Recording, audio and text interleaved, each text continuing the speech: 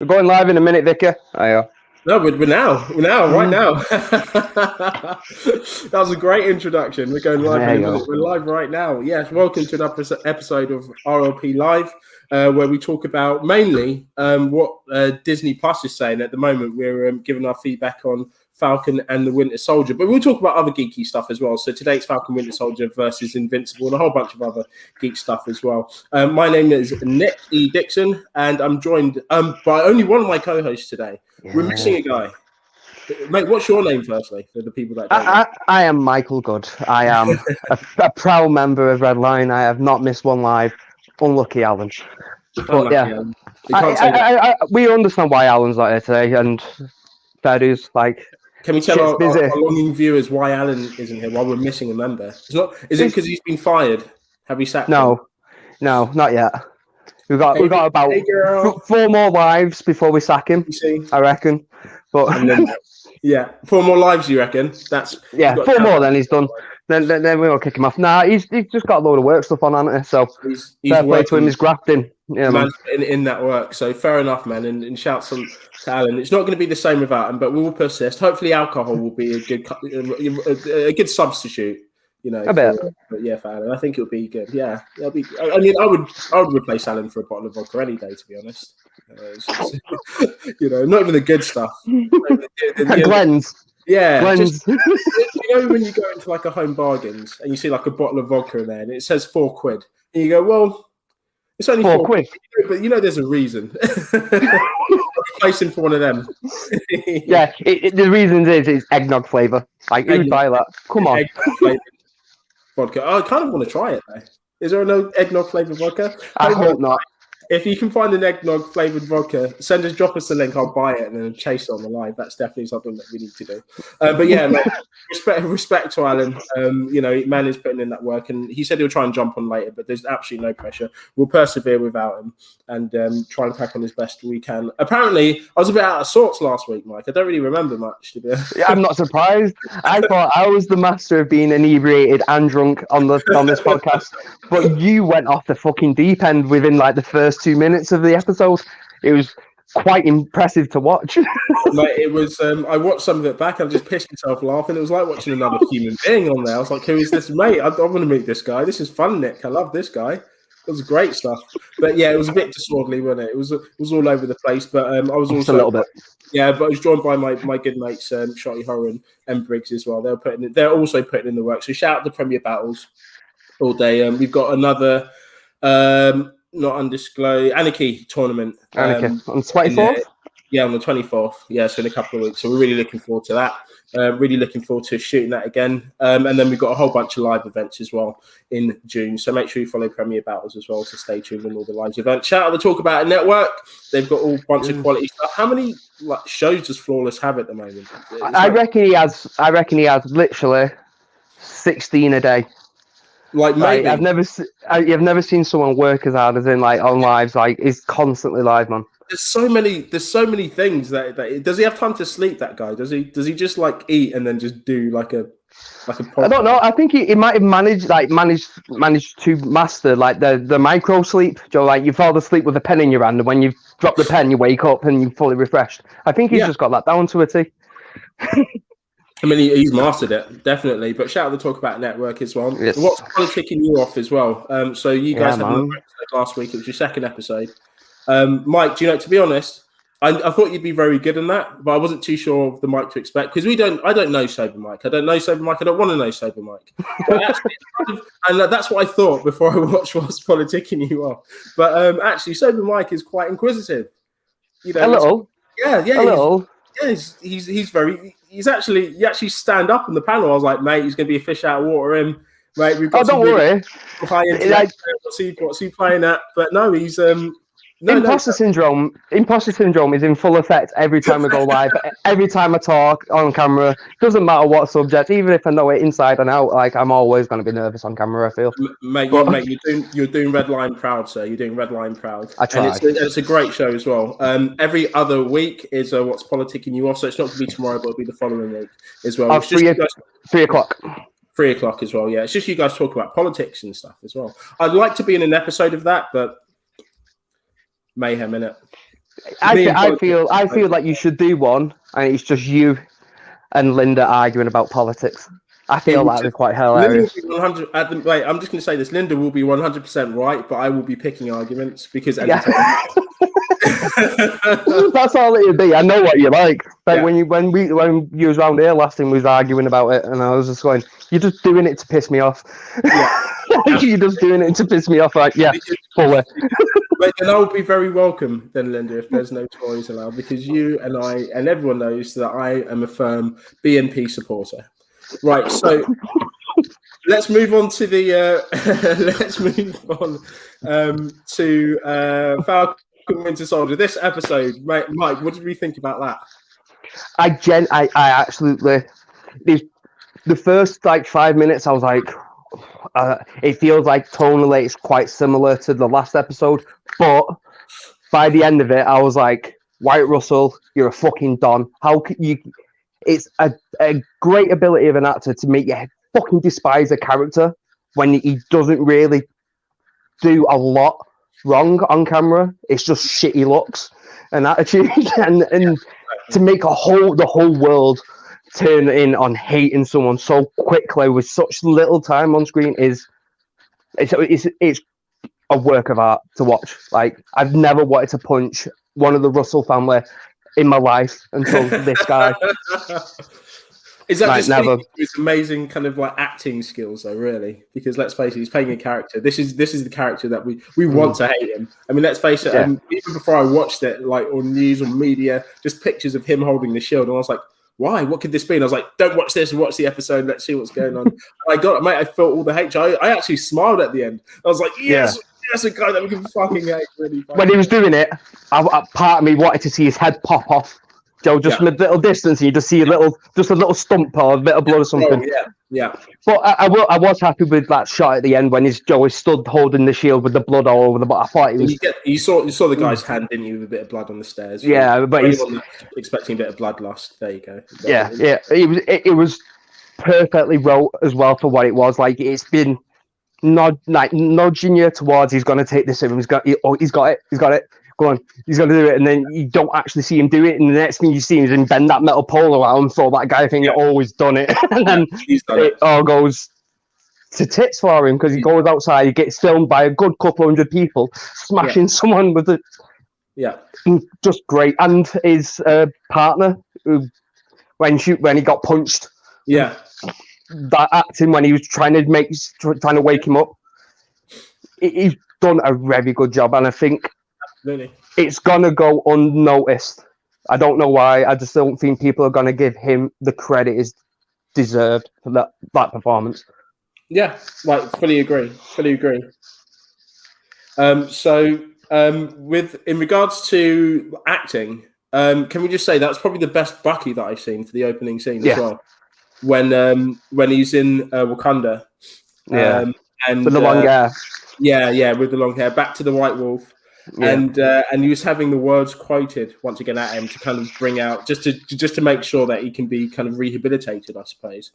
And you can literally see in his eyes that he's literally fighting with all of his demons. The flashbacks, obviously, see the flashbacks, so we can correlate this to what the what the characters see. But him as an actor, he needs to imagine this, and he needs to bring this out in his eyes. He hasn't seen this final edit yet. So, and I thought, do you know what? Hats off to him. This is probably the best acting I've seen from this guy right now. Without having said a word. Yeah, I think this is showing the series. I mean, not just this episode. This series in general is showing more to him because he's always been that very stoic Joe. He was either the Winter Soldier or he was just like Joe, Steve's psycho mate. Like, he was always very. He would crack little bits of jokes, but he never really get to see much range. Within him, and I think in this he's all over the place, and I think it's doing wonders for the character. Yeah.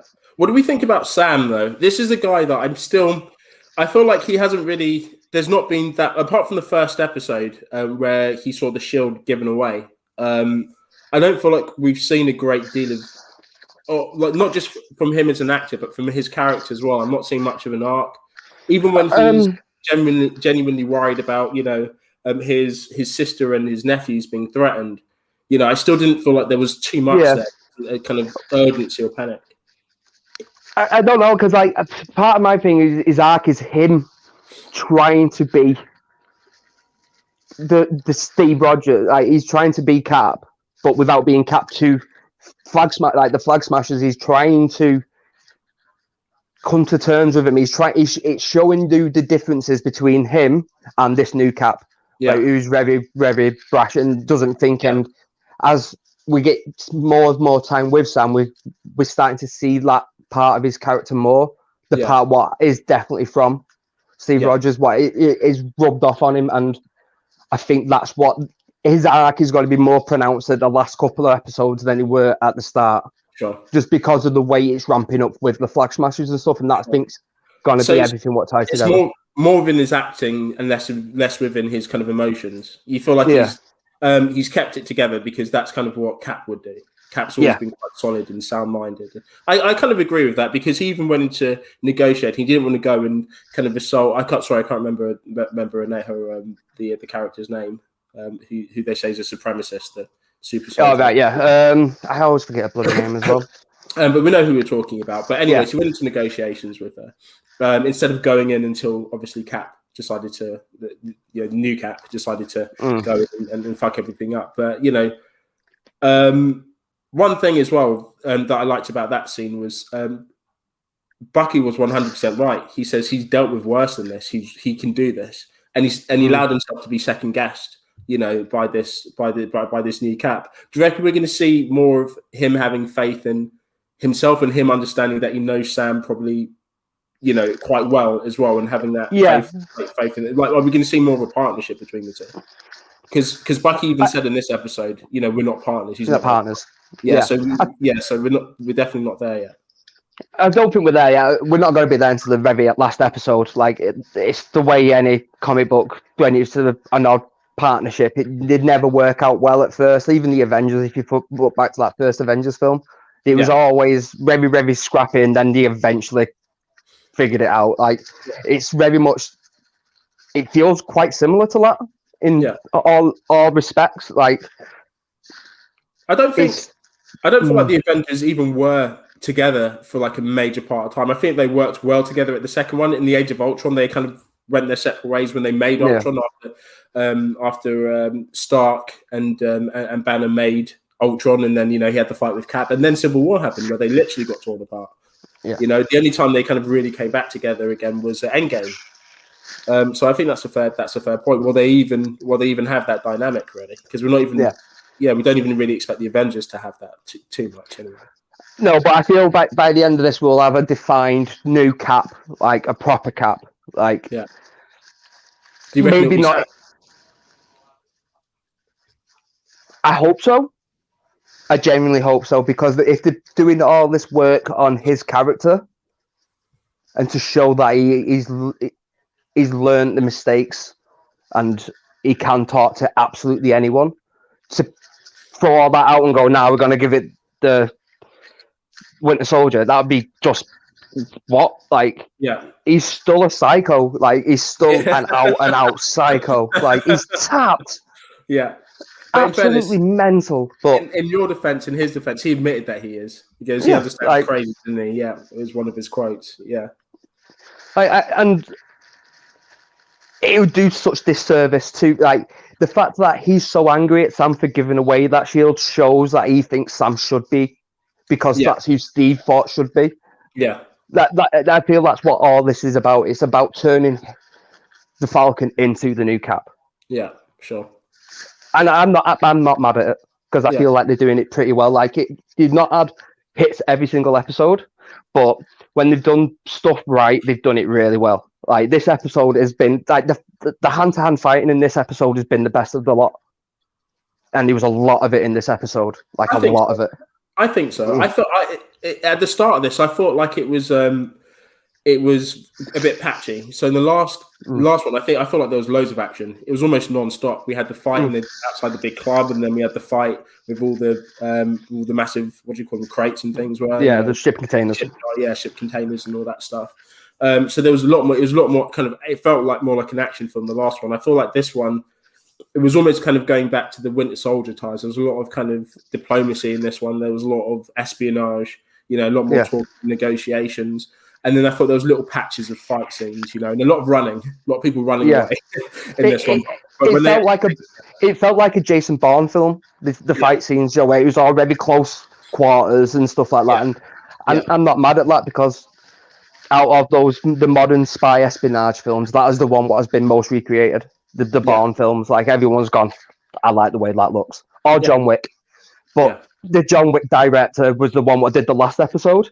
Which you can tell from that nightclub scene. Like, it's like he's only got one trick. It's assassins, fight clubs. Which I get, he did an all right job at it, but you can tell he's not really there telling story that well. It's my favorite looking episode. I feel like some of the shots, some of the scenes in there just look so beautiful. I couldn't turn it away. I was like, I love it. Even just Zemo walking in with his fucking fur fucking collared coat into the club, looking like a pimp. Yeah, looking like a pimp, and I just like, mate, I have to wait for these shots. They look great, mate. We want to see more of that. Apparently, there's going to be a director's cut of the Zemo dancing.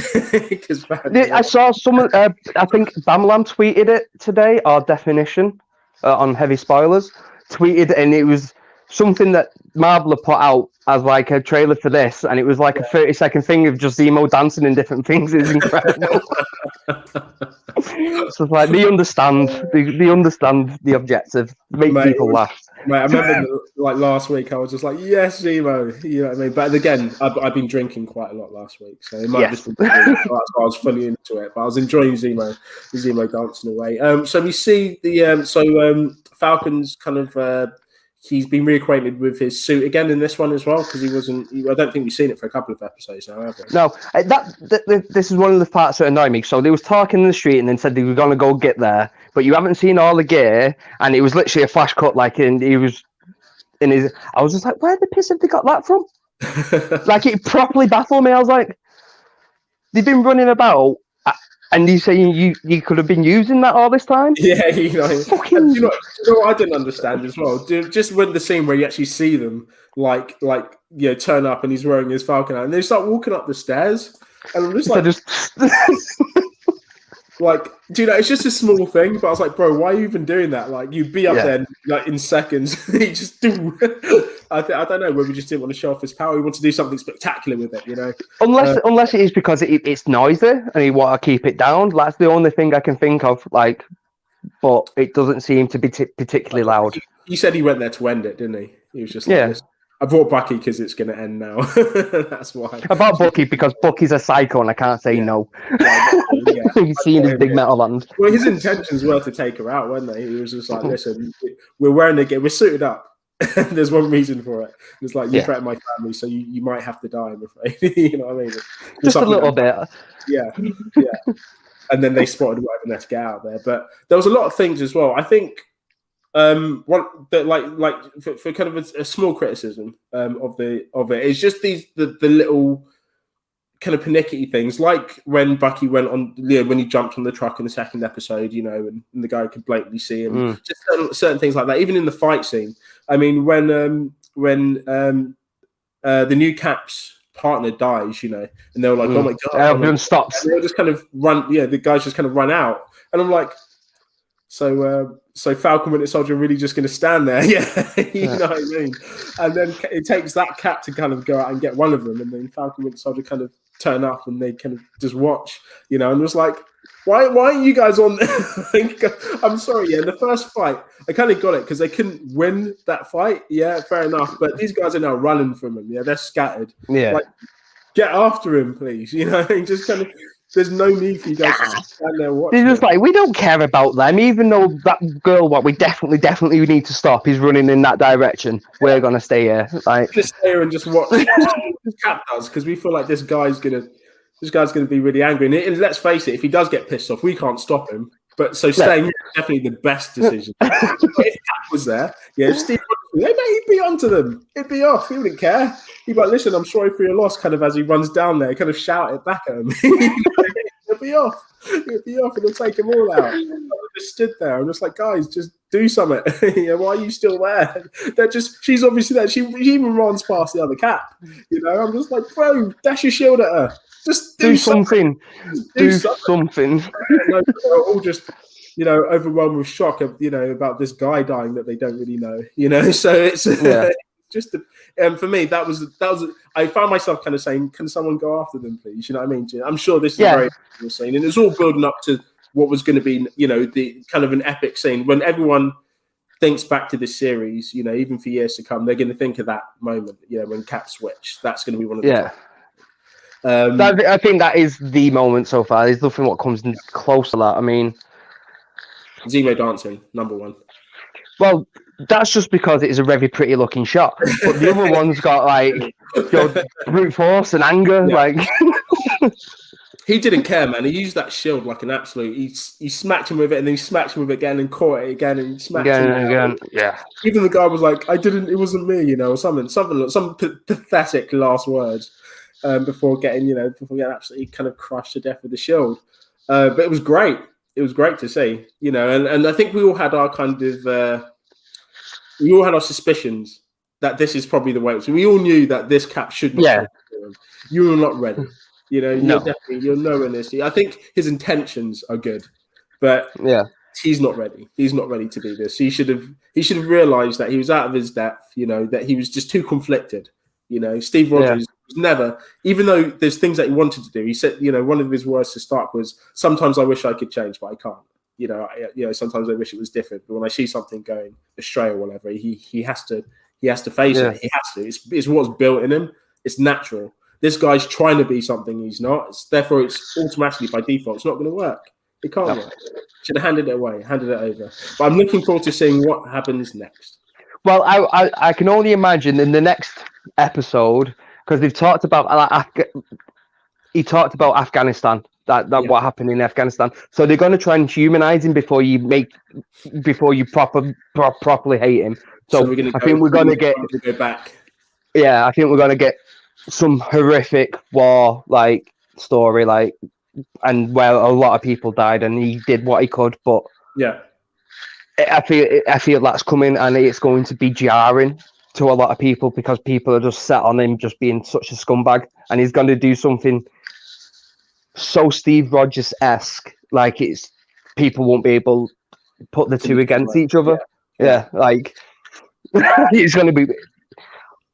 It did suffer from a slower start than WandaVision, but I feel like the payoff is starting to pick up now. It's not picked up. It's not been as interesting or as enthralling as WandaVision, but I feel like it's starting to pick up now, and I feel like it's starting to feel more like a proper Marvel film instead of just a TV show. It's starting to. Today definitely. Yeah, I feel like today definitely felt like a Marvel. Last week, I don't think it felt like a Marvel film. It felt looked beautiful. It didn't feel like a Marvel film. No, but no, you're absolutely right. But this is the thing, though. I'm as much as kind of seeing his backstory and kind of giving the new captain a little bit of an arc. I feel like it is relevant to kind of telling the story and painting the whole picture for potentially what comes next. But to be honest, I mean, people like Zemo. That's the thing. We as an audience like Zemo, but he's done some truly terrible things. Seriously messed up stuff. It doesn't really have to be necessary. Is it really necessary that we show his art? Can we not just, if this guy's likable, then he's just going to be a likable character. We're going to love to hate him. We don't even love to hate Zemo. He'll be forgiven. You kind of want him to be let off. You know what I mean? I definitely do. I don't know about that. I mean, before the end of this, I feel like he's going to end up getting nicked by the Dora Milaje, maybe. He might end up in Wakanda. He could end up... He could just end up on the run in Madripoor, to be honest. He's obviously got enough connections there. It is, a criminal island, basically, isn't it? Yeah. So I think he will, and I think he'll be like a fun kind of villain, going forward. But also, but almost like Loki. I was going to say, like Loki, Zemo's almost running like an anti-hero because he's standing up against something like that. The supremacy of the super soldier serum, that is something a good guy would think of, It's just he will break horrible laws to get to to the final destination. I mean, even at the end of Civil War, though, even though he did all these terrible things, You really felt bad for him because he gave his explanation as to why he did that, and you just think, oh man, like, you know, okay, I kind of get it. You know, I mean, you've killed people and it's horrible, but you feel horrible for saying it, but it's the truth. You go, okay, well, you know, this guy's literally lost everything to the hands of the Avengers. You can you don't condone what he's done. You know, you shouldn't kill innocents to get revenge on other people. No, most definitely not. But you know, you can understand, you know, why he did it, like how he came to this. Even Black Panther did. You know what I mean? Yeah. And his own dad, you know, he understood. Yeah, he did. You know, but you said, and you know, even to the point where, yeah, he would refuse to let him kill himself. You know what I mean? He says you have to pay for what you've done, but it's not death. You don't deserve to die. You know what I mean? No.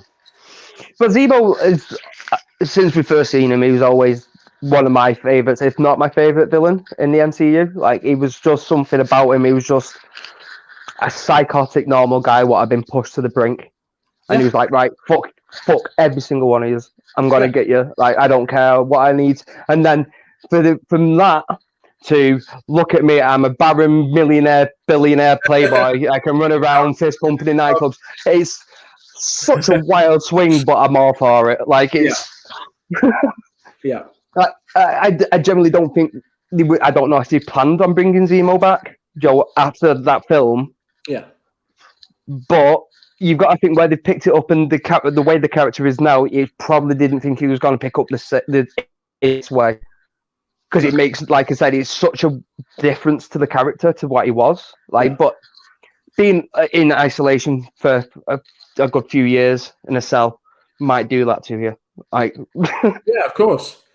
Yeah, maybe. But I mean, he still has the traits. You know, he's shooting without without asking questions. You know, he's definitely still that guy. You know, even his kind of manipulative ways of doing. He even said to the kids, you know, don't trust those men. You know, he's still there. You know, he does some great things where you think there is hope for him, and then you know he kind of makes us, you know, kind of goes, wake up, don't forget I'm this bad guy. And you're like, oh yeah, that's right, you're a bad guy. But yeah, that part when they were in, it was after Captain America, the new Cap, had balls it all up for him and joined Zemo, Falcon, Winter Soldier in that hotel room or whatever, and then then Cap bursts in.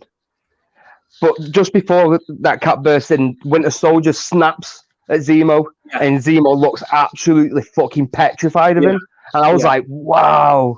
Yeah. Like, from both of them, like, I'd never seen that before. But I was just, when I saw that, I was genuinely like, whoa, that's really fucking well done. Like, I was genuinely surprised by it.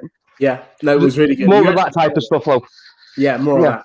More of that type of stuff. And he was as well. And he's not playing either. Because Zemo knows what Winter Soldier can do, and he knows that he has it. He knows, you know what I mean? He just, if he pissed him off enough, he'd crack his neck, and he wouldn't think twice about it, and he'll regret it after. You know, but he'll kill him. No, he'd have a bit of a cry for about 5 minutes, and then he would well, he's a bad guy. He just add him to the list, you know what I mean? But but I mean, not like Falcon. He would, you know, be diplomatic about it. Don't make me kill you and talk about it for 20 minutes before not doing it. Yeah. You know, Winter Soldier would just kill him. Yeah, just kill him. Yeah, he just would. Which is good. It's a good body cop thing. So where are we rating this one? Anything else you want to say about this episode? The fight scene with the Dolor and Milaje, I can never fucking pronounce that word, with all of them in that room, might have been my favourite thing in the episode. It was just incredible. Every part of it. We really spoke about it. The Cap got his shield taken off him like a bitch. Like a bitch. And she wore it as well, proud. And she was going snapped it up. She was going to claim that shit. Yeah, I mean, she should give it back. Yeah, I mean, she wasn't going to take it back. There's nothing you could have done. She wanted it. It'd be nice. Who was that? Was she in any other? Have we seen it before in any other Marvel film or a series? No, just another guard. Just another member just smashed the fuck out of them, and then this is my shield now. And then she looked like a proper disappointed child when she was told to give it back. Incredible. She claimed it. She earned it. I'll be pissed off. I'd have thought like that. You know what I mean? But to be honest, they weren't even bothered really with the fight. They weren't even put out by it. It was just another day, really. And I love it. Just like they're not even super soldiers. It's like they train like absolute bosses. That's why. with his sharp, pointy sticks. Yeah. Oh, the condescension in it before he got his head kicked in is incredible. Loved it. Yeah, he's not going to do that again. Yeah. Oh, no. Now he's had the serum, he really might. I can see him trying it, Joe. He'd still be killed. He would still just be killed. No, I don't know. I don't know. I feel like you said, we haven't seen that woman before. Yeah. If we haven't, and I reckon if they meet again, he might kill her. Maybe, in just pure aggression, potentially. Yeah. Like she's going to do something just to say, look, I can beat you. Yeah. Just because he got beaten so badly the first time. Yeah, I think it'll be one of those fights where she lands all the punches which kill a normal human being, but because he's got the serum, doesn't do anything. She gets knackered and he takes her head off or something. Yeah, but I can see you doing it dirty as well. Yeah, he just like dirty fighting. Hitting the front, dashing dust in her eye, or some shit. Yeah, dirty fucking fuck you, Cap. Not my Cap. That's my Cap at the moment. Yeah, not my Cap. So where White Russell, I back you. Incredible. Just no phenomenal. I think to rate it. Yeah, it's very good. It's hard to play a character like that, but I think he's done that well, definitely. I'm gonna go for about 7. I feel 7. Enough room for marked improvement, but also better than average. Like it's going in the right direction. The last 2 episodes are leading in an upward trajectory in hope for me. Like after that second episode, I was like, this might not be it, bro. Yeah. But more and more confident with each week, which is reassuringly nice after that second week. Yeah. No, fair enough. I think 7's good. I think I'm pretty much on the kind of at the same. I don't know. Yeah, I think I'm about 7. I wasn't wowed by this. There were still loads of points in this that was kind of like, but I think a 7. It was entertaining enough for me to ignore the parts where I was like, oh, why'd you do that? Like just like that thing before with like Sam not flying. It's just little things what take you out of it when you're like, they're smart, they know better, right? Yeah. But if it's entertaining enough, I'll watch it and enjoy it. Yeah, it just kind of gets everything going a bit. Yeah, there's loads of I want to see an episode where I think, that's fine. Now they're thinking like, especially Sam, like an Avenger. It's just someone who just like head in the game. Eyes on the prize, not just kind of standing around while bad guys run away. Do something. But as far as this episode goes, I think it was really well put together. The threat definitely seemed real in this one. Just there's so much I loved about it. To be honest, I can't put this one down. There's so much in this one. So I think I'm going to agree with you on that. I'm agree with you. I don't think it was an 8 stand. I'm not going to go wow. That one blew my mind. The ending was great, but if we had that ending at the beginning and it just kind of built momentum, we would be looking at 8s and 9s. But I think 7 is pretty good on that one. Right, I'm going to be discussing and blow my nose at the moment because I've got a horrible cold. Guys in the comments, because no one's really been commenting at the moment. What did you guys think of the episode? And talk to Mike for a second while I go blow my nose. Mike, I'll be right back. I don't think I can see him if they pop up or not, but okay, I'll talk.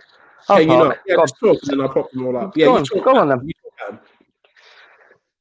So we're going to talk about Invincible next. Has anyone else been watching it? Nick's watched the first 5 episodes today. Do you think we'll see the introduction of the Black Cat in this? Oh,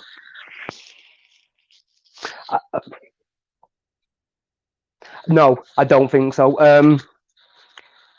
I couldn't tell you why, top of my head, but God, I haven't thought about it in a long time. Black Cat. It would be nice to see Black Cat pop up in it, but would this save? I don't know if this should save that for the She-Hulk stuff.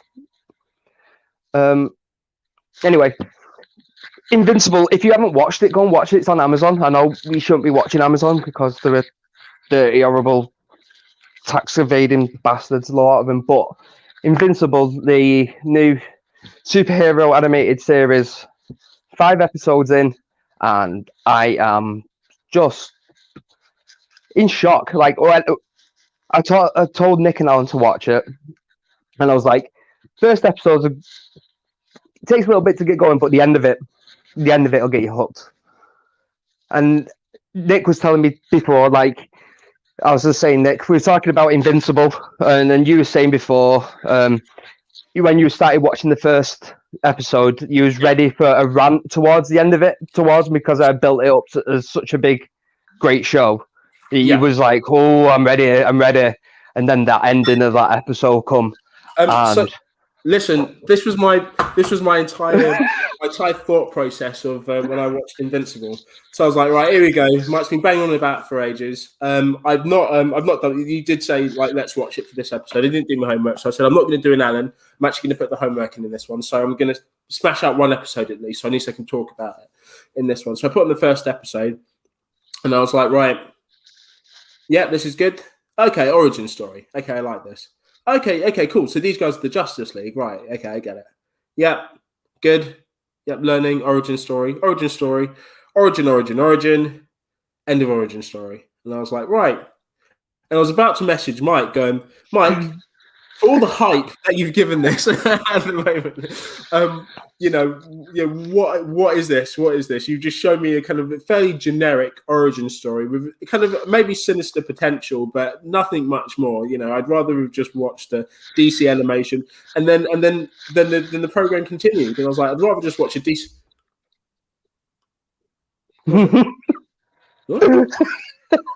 No.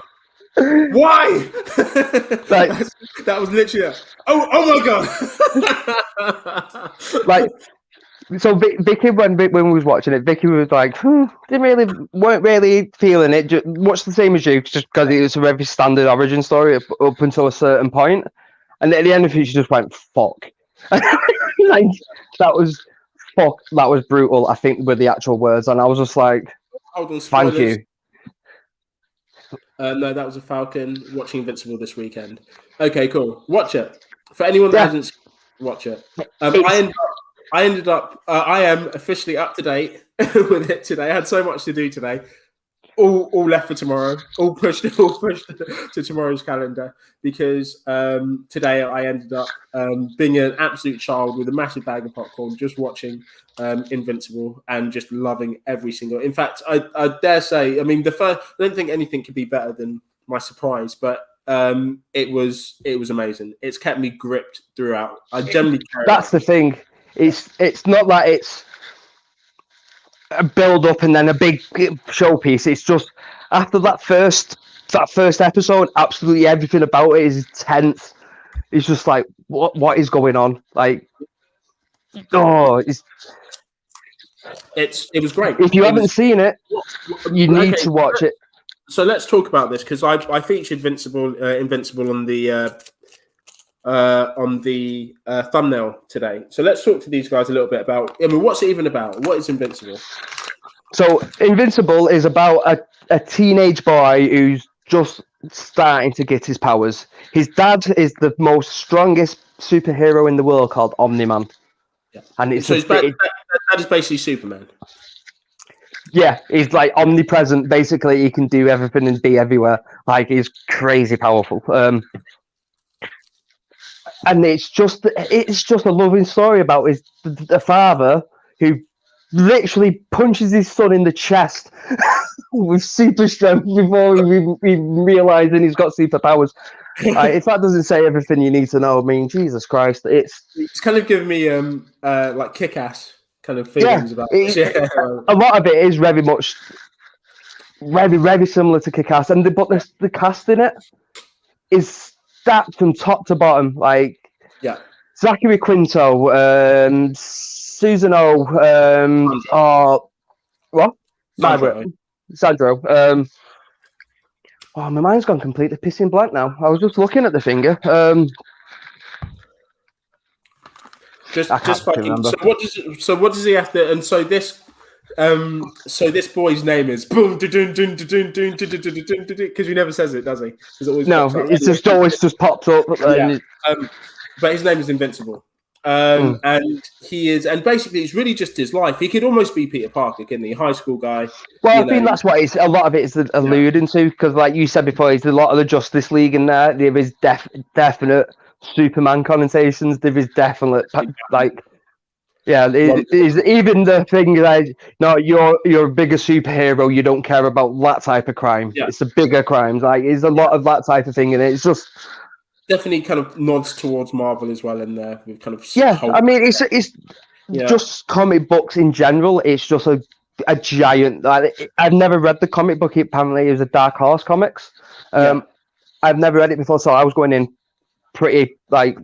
I didn't know anything. I don't even think I watched the trailer. I just remember Definition over on Heavy Spoilers was talking about it. Gillian Jacobs, yes. Definition was talking about it, and he was just like, watch the first episode. Incredible. If you like any form of like superhero, like watch it. You'll enjoy it. Like, he's not wrong. He's not wrong that often, that man. Like, when it comes to this stuff. And this was truly incredible. It really was. It was. I found myself absolutely hooked. I found myself. My first episode left me feeling really. I never ever question your motives, Mike. But today was the day. I was like, today's like, it was a dark day for me this morning. Very dark. Very dark. I was like, it's the day that I'm gonna have to say, Mike, what you on about, mate? You're chatting shit, bro. Once again. You know what I mean? I was just like, there it is. No, there's why Mike likes it. Well done, Mike. Good for you. No, but it's incredible. I was even just, I mean, the superhero stuff is great, but I mean, mainly because this is a comic book or an animation, really, they don't focus so much on the action with animation, not like live action. So when they do the superhero stuff, it's just very much getting to A to B or just flying about, or when they do the action. But when it happens in this, I mean, it's brutal. It's almost too realistic. If someone's going to hit you with a, super soldier punches you in the face, they are going to knock out teeth and bruise your whole face. They're not showing this at all. No, and even like when you go look back at a lot of DC, I'll say, over Marvel, like, they've had a lot of questionable brutality within. More so the Batman stuff. Little bits of like, maybe a little bit in Superman, the death of Superman, maybe, but no way near like this. No, like, it was just like, oh, what?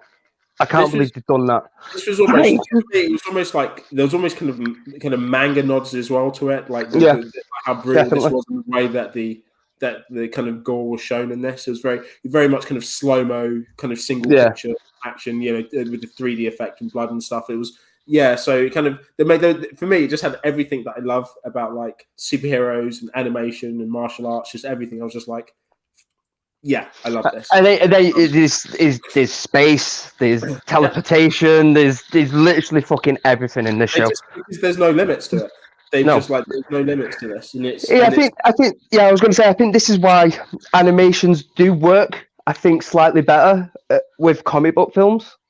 I think animated, because you can do so much stuff and no one goes, oh, that looks a bit naff, because it all looks the fucking same. Like, exactly. As long as you like the animation, you're all right about it. And then if you watch something like Justice League and everything looks a fucking mess, and you're like, I understand what it looked like in a comic, but it doesn't work well tonally on that like. Ooh. Yes, exactly. I cannot wait to next Friday. Like, when we had WandaVision, I was excited for every Friday for WandaVision, and now I'm excited for every Friday for Invincible. It's not Falcon Winter Soldier; it's Invincible. That's the one I look forward to in the mornings, like when I wake up on the Friday. Last episode, actually. It's 8. Really? 8. Yeah, right. 8 in the room. I thought they were leading now into season 2. So now I'm excited. Now I'm going to watch it all over again. And the excitement of that. So that's really good. I'll be back in 2 seconds. I'm just going to go and grab another beer. Cool. Back in a sec. Has anyone actually watched it yet? That's tuned into the show. And thank you guys for staying tuned in. If you are still tuned in, it's very difficult to do this with only 2 people, because when someone has to go, you just feel like an idiot because you're just kind of talking at people as well. So has anyone watched this yet? And has anyone heard about it? And if you haven't heard about it, is anyone actually going to watch it? I know Linda is, and actually Amy is. So I've actually answered all the questions already. Cool, no worries. Did anyone watch Falcon Winter Soldier today? And if they did, what did they think about it? Also, what are you guys drinking as well? That's another good one. At the moment, You should be used to feeling like an idiot, though. Linda, do you know what? One day I'm going to just join your what's politicking you off, and I'm literally just for the sole purpose of just pissing you off. Like, I'm trying to be nice, and obviously there's only two of us at the moment, so it's a lot harder. You're not making it very nice for us at the moment, so I'm just going to ruin your life. You've made an enemy out of the wrong person. I've just shown it again because I just needed to kind of fuel that hate once again. Thank you, Linda. Thank you. I can't even remember what else I was saying. Yeah, what are you guys drinking? I'm on Merlot at the moment, which is very nice. Even though I don't think I should be drinking because I've got a cold and I feel horrible.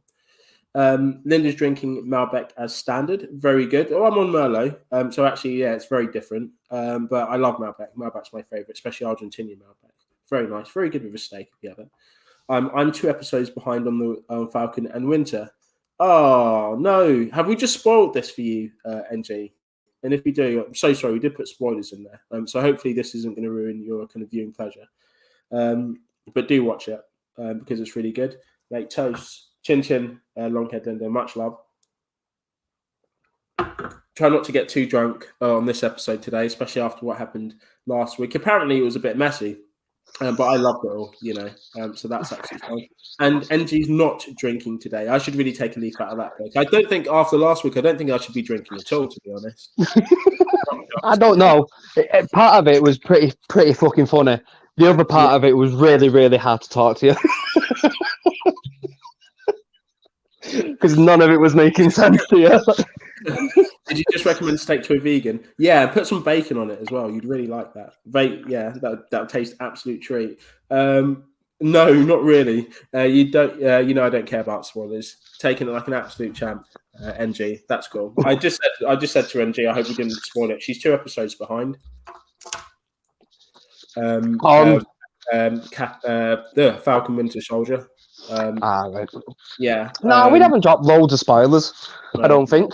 Hopefully, it's just got you more excited about kind of watching these episodes, I suppose. Because the last episode I really liked, and this episode as well I really liked. So I think I was going to say this episode felt better than the last one. It probably didn't look as pretty. No, but I feel like it was a better episode, but it probably wasn't as pretty. Yeah, I think this felt a lot more like an Avengers. Most definitely. Felt in scope anyway. I think the other one looked beautiful, but it didn't feel like an Avengers. No, and I think that's down to using that John Wick director. Yeah. Mike, I thought you just went to get another beer. That's definitely a very blue drink. Yeah, Alizé from the other room. But I was drinking last week. Oh, nice. There we go. I did get another beer while I was in there as well. But Nick is very professional this episode. Do you know why? It can't get worse. Because I'm trying to balance how I was last episode. So hopefully it will even out if I'm a bit more professional this episode. Hopefully it can balance. Last episode it was not professional at all. It was 0. No. So it's very professional. It's kind of average then as well.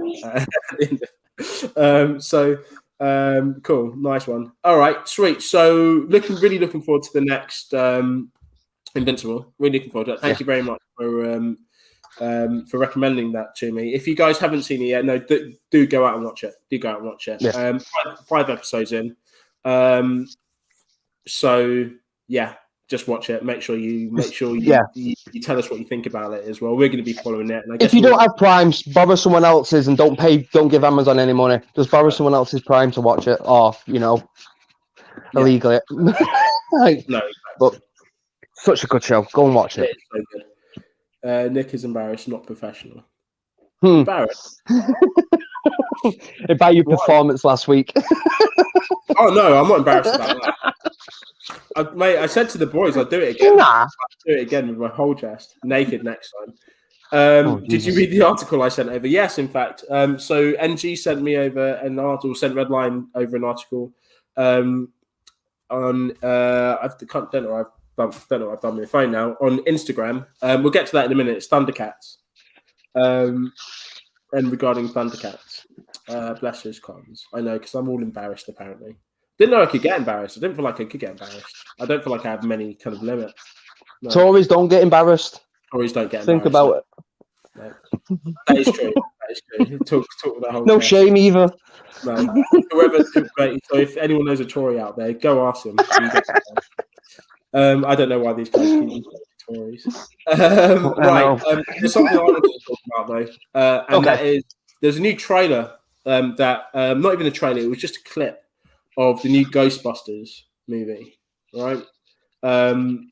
And just wait a second. Before you saw this clip, was you looking forward to the new Ghostbusters film? I was really looking forward to this film, like really, and mainly because I really You're a hate Ghostbuster nerd. I don't know how to say that because every time anyone mentions Ghostbusters 3, everyone goes, "Oh, there's a fucking because there's fucking 4 women in it, and this, that, and the other." And no, it's because the film was shit. Yeah, just in general, just not a very good film. The film was a fucking clusterfuck of balls. Yeah, it was just pure trash. Yeah, if the film had 4 guys in it doing exactly the same thing, the film would still be a clusterfuck of shit. It was terrible. It was boring. There was points in it that did make me laugh, yes, but did it feel like a Ghostbusters movie? No. It felt like a really kind of poor version of Saturday Night Live. That a watered down version. Is that just because it's half of the cast from Saturday Night Live? Yeah. All right. Okay. Yeah. It's things that they usually rip off like famous things, anyways. Yeah. So if they just did Ghostbusters, that's what it was. But they said instead of just putting this on Saturday Night Live, they said, "Hey, let's make a feature film of this." And someone's like, "Okay," and then we get Ghostbusters 3. What would you like? Okay. Just wanted to make sure that I understood what they was like. That's exactly what they were like. And that film was a clusterfuck of absolute bullshit and absolute balls. Oh, here we go. Here's Linda. Because it was like, oh no, because men are shit and women are great. So then only that women do, it can be shit. So this film has to be great. Fuck you, Linda. This film was trash and it featured 4 women. Suck a dick. Get over it. Don't worry, there was guys in that film as well, and they all sucked as well. Yeah, like even Bill Murray was bad in that film. Yeah, they made Chris Hemsworth so terrible just to make these women, look better. But it still was just shit. They just made Chris Hemsworth look shit as well. They just brought everything was just try. They just made him really stupid, like really dainty and airheady, but just to the point where it was just over exaggerated. It wasn't even subtle. It was just so bad. What I would say is that they lost what made Ghostbusters. They lost the soul of the finger. Like it's that they tried to move the script forward with modern times, which is fine. But if you're gonna do you still need it to work. As physical writing, you need to be able to read it and go, "Do you know what? That sounds good." And I don't think you could do that with much of that. Don't think you can read a lot of that and go, "Do you know what? That reads really well." Yeah, it just no. It just was it was just terrible. It was terrible. I don't care what you say, Linda. I don't give a fuck what you say. The film was absolute wankage. It was trash. Wankage. It was so what? So what does wankage mean? So do you know, if do you know when something's wank? So you're just saying it's cum. You're just saying it's that's wank. Yeah, it's in the wankage category. Oh, okay. Yeah, that's what it is. That film defined wankage. That film. So when wankage eventually gets put in the dictionary, it's just going to be Ghostbusters 3.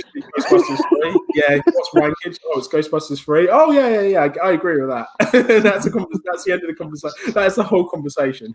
Can you use that word in a sentence? Yeah, Ghostbusters is wankage. Yeah.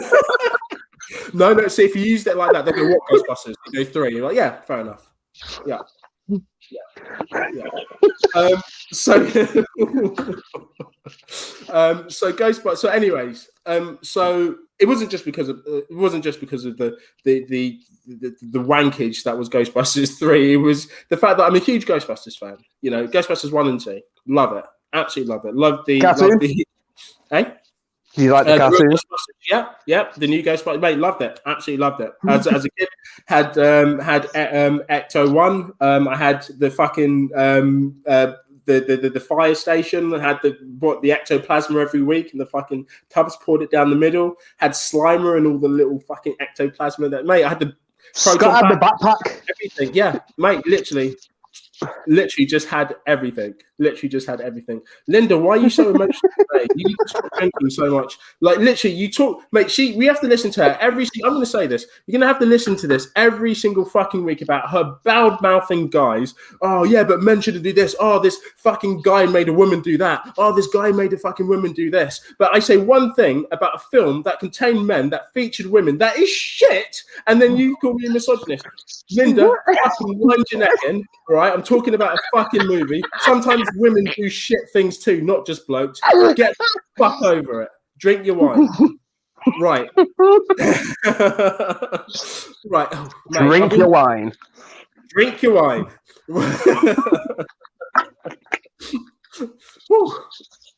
Right, so Ghostbusters Afterlife. She's gonna fucking message me in a bit.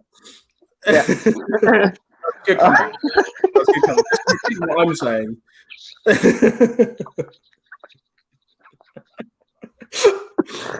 Mate, I don't want this fight. I've ended this fight. Okay, so no, do you know what? No, I am not. I'm going to say this because I truly believe. Give me any other film, fair enough, but Ghostbusters 3 is trash, and it's not because they're women. It's because the film is shit, and I will say that to everyone till the fucking cows come out. I don't care who wants to listen.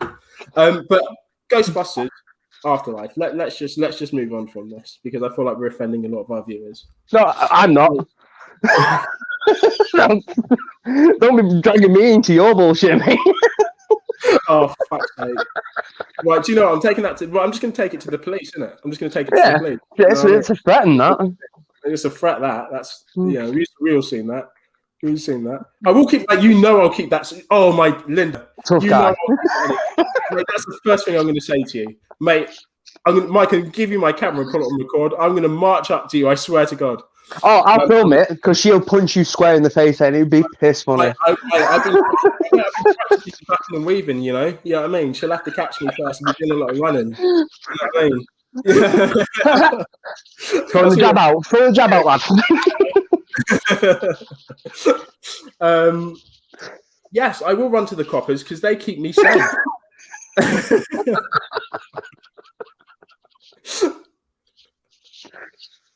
Yeah, thank you, NG. Exactly, right? It was shit, and that's quite right. And that's not being misogynistic. It's just having that's just knowing anything about films. If you said this film was terrible because they're all women, I would say you've got an argument there.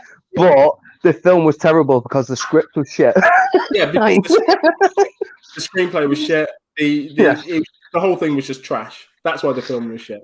It's nothing on those ladies. Apart from the acting part, but they're really good, aren't they? They've all been in great films. You know what I mean? They are individually. But also as a collective. Bridesmaids was fucking hilarious. Oh, I forgot about Bridesmaids. Yeah, like just on Saturday Night Live and all that, they are hilarious people. So it's always disappointing to see them do something like this. But but it's not just them. If the Seth Rogen lot came in and did this, on Ghostbusters, I'd say exactly the same thing. It's just a parody of something of what it is. Yeah, of what it is, and it's disrespect to the original as far as I'm concerned. As someone that was a fan, the funny thing about Ghostbusters is there's not one point that they find this whole thing hilarious. These guys generally believe that they're in this situation. It's just the circumstances that they find themselves in. That is what's funny. That's simply it. They're just funny people in this playing real characters in this circumstance, and they don't have to depict. The whole thing is ridiculous, but not at one point do you believe that this isn't real. Not one point do they. I don't know. When that big marshmallow man started walking about, I was like, "Whoa, that's not real, bro." That's all I'm saying. Mate, that is probably one of the most iconic scenes of Ghostbusters. What are you on about? No, but I'm not going to say that was realistic.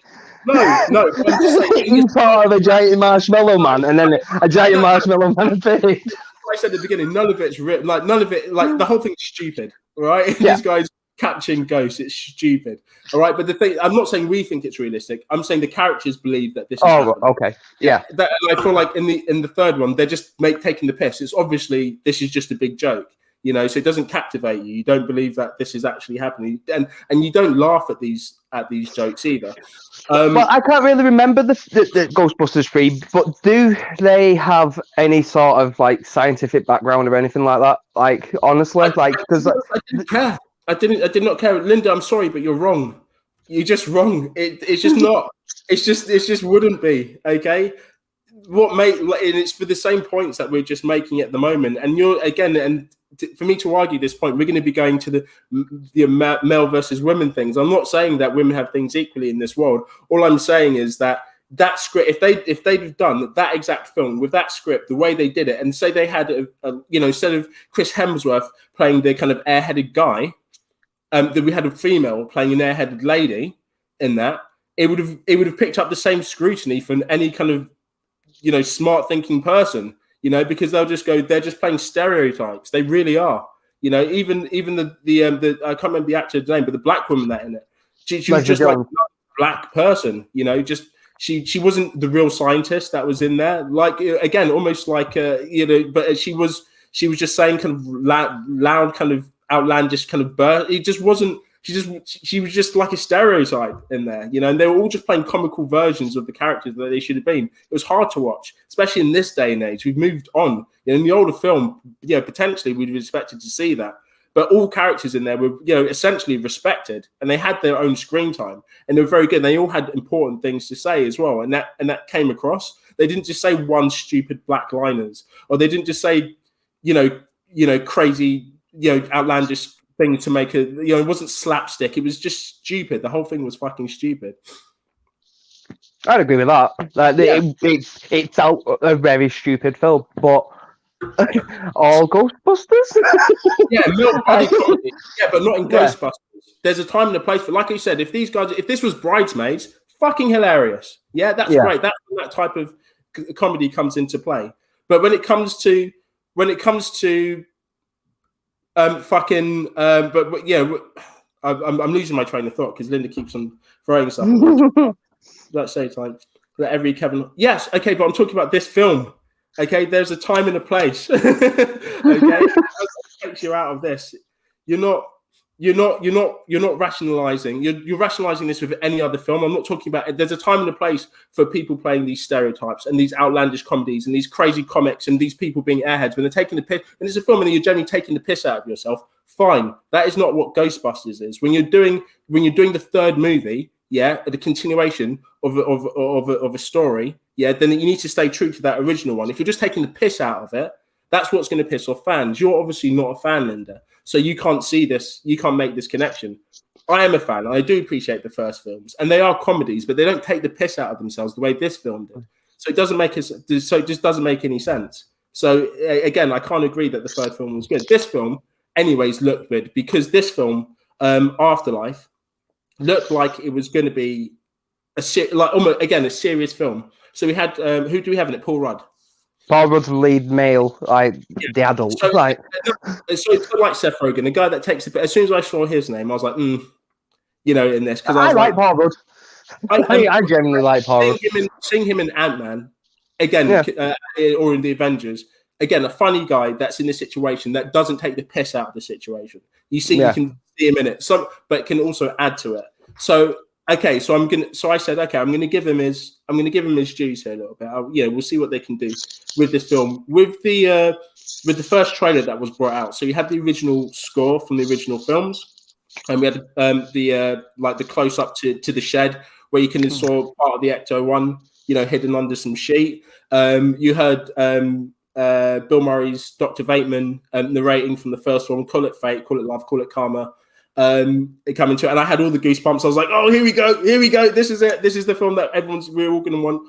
And then this week they released a clip of this film. Did you watch it? No, but I remember the first one because it's so like the third one. It was like an all-female cast and stuff, and this one it feels like very much they're going down. It's the kids' turn with Paul Rudd. Like that's what I got off that trailer. Like off that first trailer. Yeah, it kind of feels like they're opening the doors to like a new generation. New generation of Ghostbusters. So we got the kid from It and fucking Stranger Things.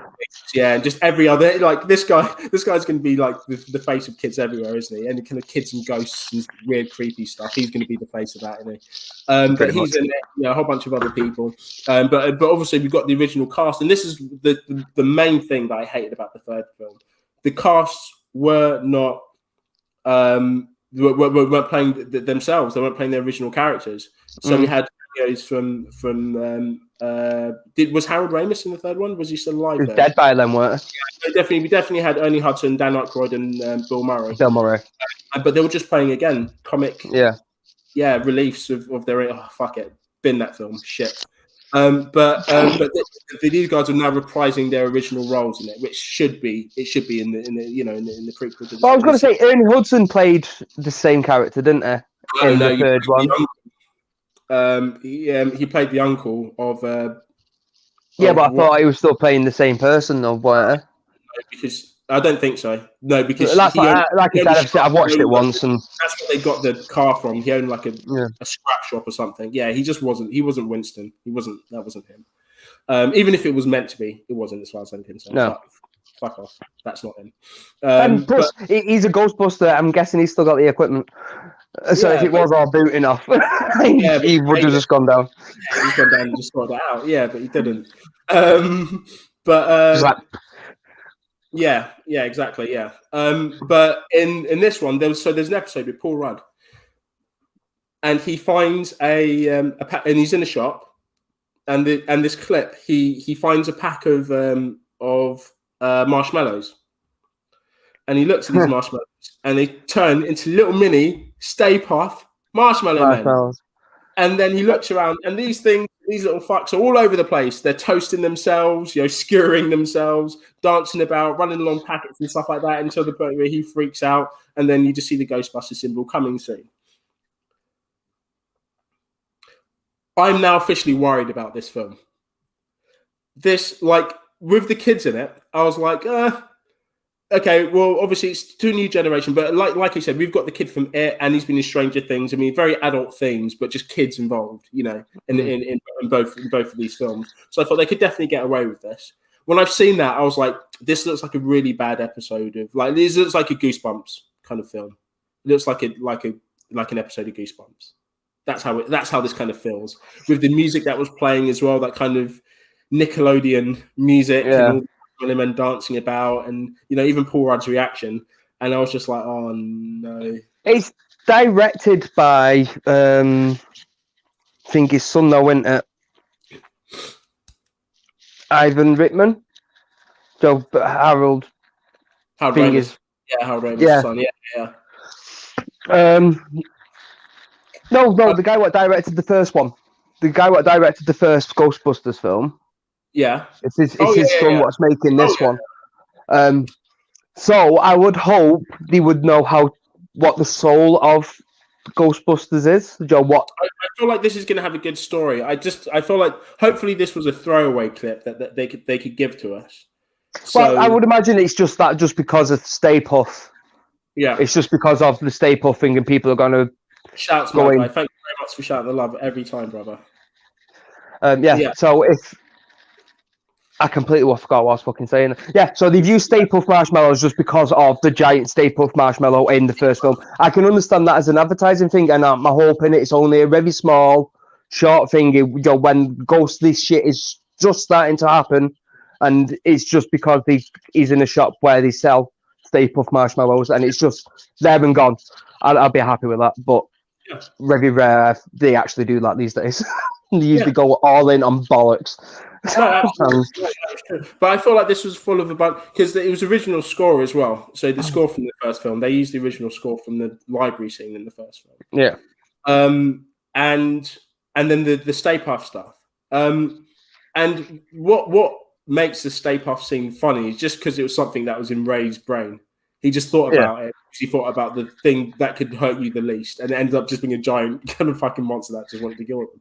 But that's what I'm saying. I'm hoping when they do it this way, it's going to be something like they talk about, because the Ghostbusters are real canon, real things in this universe. So it's like he's seen something or talked about the Ghostbusters, and that Stay Puft thing would have been everywhere at the time, Joe, on telly. So that's what I'm saying. It's not like they've just randomly just thrown that in. It's going to be a reason for them to use Stay Puft in that thing. It's like I was like this is the first. I was really excited for Afterlife up until this point, just because I felt like they're just throwing a whole bunch of member berries at us at the moment. Literally, it's like that South Park episode, just member berries. Any Star Wars film from the last 10 years. Just member berries all over the place. And then as soon as the logo came up, I was like, oh no! But I still kind of want to watch it. But again, I want this to do really well. I really do. Just because again, it's now kind of like the officially the next part of the second film, from the second film. So I want this to do well, and I want it to do justice. No, it is not going to be as good. And that's one of the first things that people say running in. Oh yeah, do you reckon it's going to be good? Do you reckon it's going to be? No, I want this to be like The Force Awakens for me. When I watched The Force Awakens, when I went to see The Force Awakens for the first time, I was like, thank you. All right, this is it. This is what we want to see from the Star Wars film. This is everything that I want to see. I'm happy with this film. No, it's not as good as the originals. Of course it's not. But it still pays homage to the originals without shoving too much member berries down your neck. Yeah, this is what I want. And this is what I want from this film. I don't want it to be better. It's not going to be better because your old film is still going to have that nostalgic, place in your heart. So it's never going to be filled. So it can't be better. It couldn't possibly. But all it could do is be literally just a good film. It can only be a good movie that pays homage to the other film, and that's it. And if it does that well, then it's a good enough film for me. I'll enjoy it. It'll be my third favorite Ghostbusters film.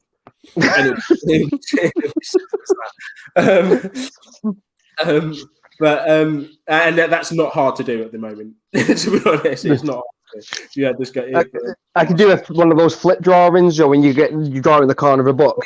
Do that. I do a ghost one of that, and it'd be better than that third piece of shit. Oh man, I don't care, Linda. As much I always respect your opinion. I love your comments as well. I don't care what you say. If you're backing that film, you don't know shit about trash. It is so bad. But I'm worried about Afterlife. I'm genuinely worried about Afterlife. And you don't need to be worried. It's not your money. If it's shit, it's shit. You can go and see it at the cinema.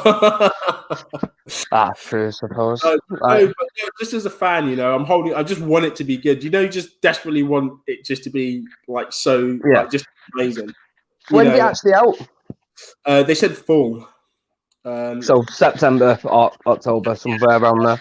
Around okay. Yeah, exactly. I would imagine they're not releasing dates yet, just in case of COVID. Like they're trying to hold off as long as possible before go.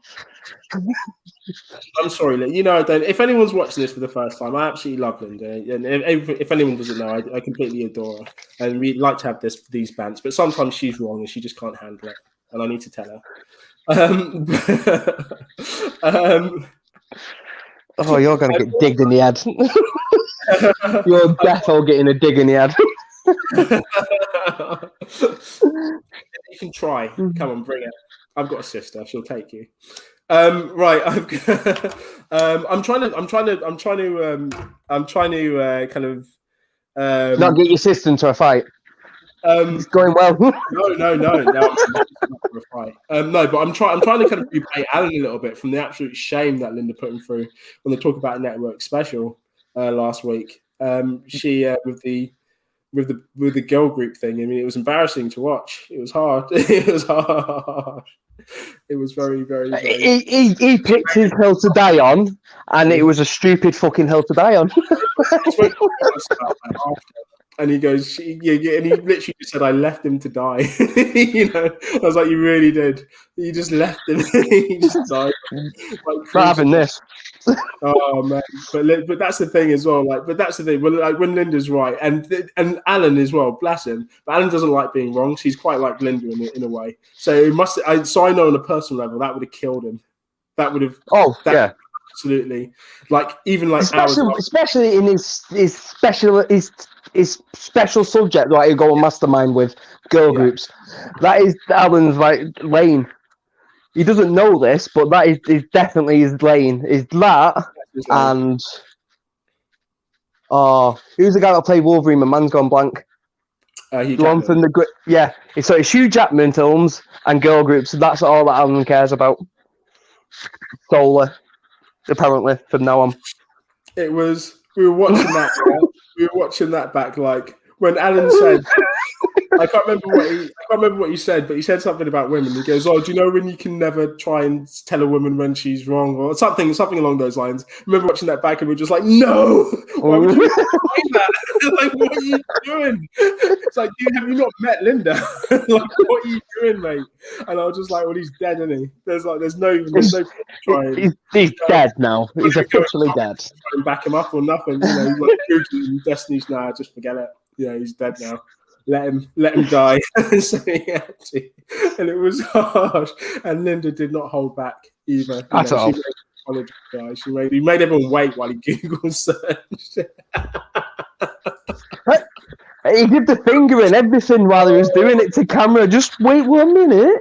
Oh, it was just wrong. Alan just stopped. Funny. Oh, and apologise twice as well. It's just harsh, isn't it? Oh, that was big, but at the same time, great entertainment. I respected the entertainment value for that, even though I saw one of my boys die. Die a horrible death like he didn't need to do. Whoa, why? But it was hilarious. It was just great entertainment. I mean, that got most views, didn't it? It was. Got you. Yeah. Reception was for the unmitigated goal. Yeah. But yeah, so worried about Ghostbusters. Yeah, I couldn't give a shit about it. Yeah, I know. You'd just go and watch it and just see if it's good, it's good. If it ain't, don't get me wrong. I love those first two. I've got probably a soft spot for the second one. Don't know why, even though it's just a carbon copy of the first film. But it's got the toaster scene, which I really, really enjoy for some weird reason. That one and the ghost train. Yeah. With the heads on the pikes. I was going to say that heads on the pikes thing when you just hear the guy just repeat "we're start." I remember freaked out about that scene. I loved it every time. I'm like, listen, and I was like, turn it up, and then when you heard him say it back, they didn't hold back on horror. As soon as that scene happened, they just had loads of people's heads on spikes afterwards. And I was like, this is what I mean, man. Bill Murray was talking about the first film, and they just said, if you just think about the plot of the first movie, investigators, take away the comical aspects, so take away the proton packs and stuff, but just investigators, and then effectively ending the apocalypse by potentially an exorcism. They said, if you think about the plot of this film is scary. So we had to make it funny, because if we didn't make it funny, it would just be scary.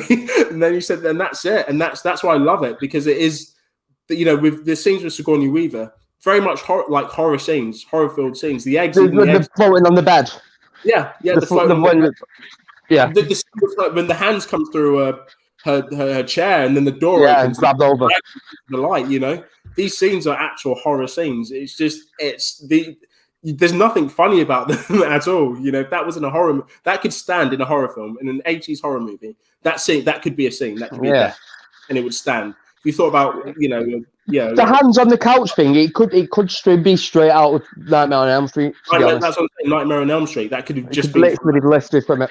They stuck it in a Ghostbusters movie. So it stuck to its things. When it was funny, it was funny. When it was horror, and that was it. Yeah. When Dan Aykroyd wrote that first Ghostbusters, he was staying in a house which is massively haunted, apparently. He's done a bunch of interviews about it if you go and watch it, and I don't know if it's all of the drugs or all of the ghosts, what made him do all of the drugs. But like, yeah, he talks in the same interview. He talks about Joe. That's where the scene where he gets head off the ghost in Ghostbusters. He says that actually happened in that house. He fucked a ghost.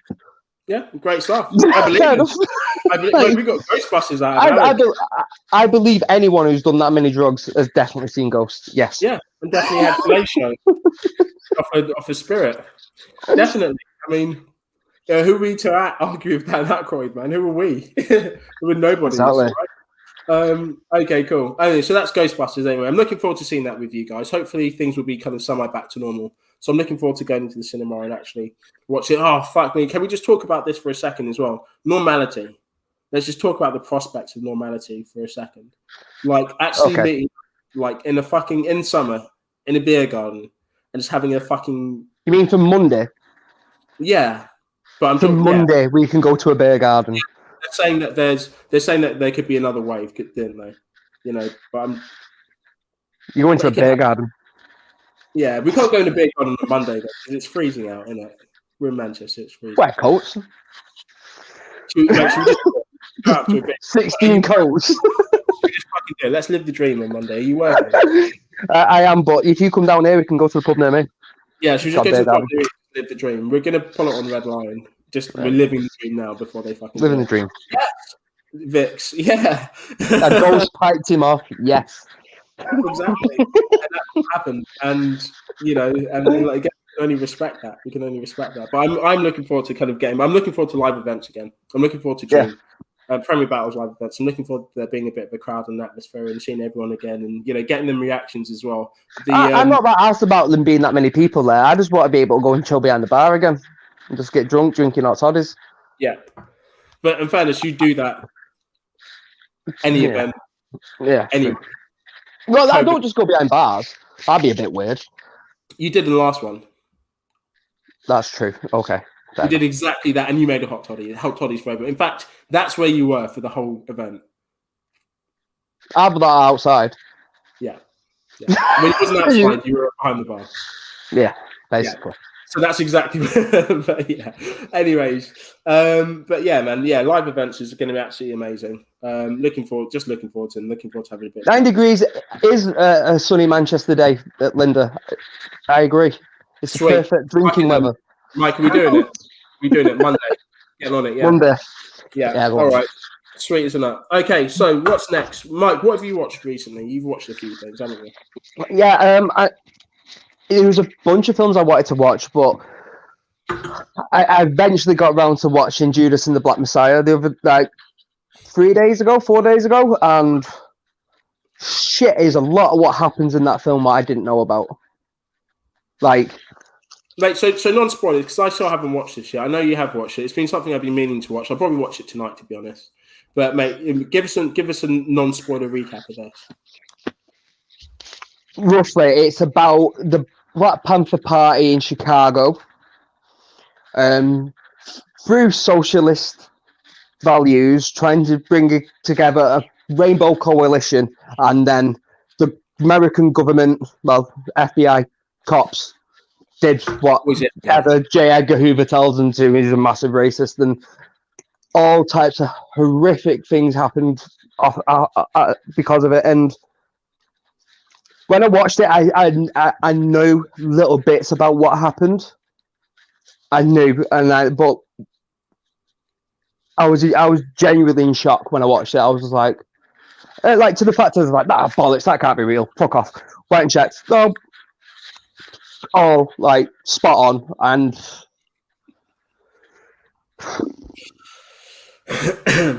yeah, Linda. I didn't even want to say his name because I thought that'd give it away. If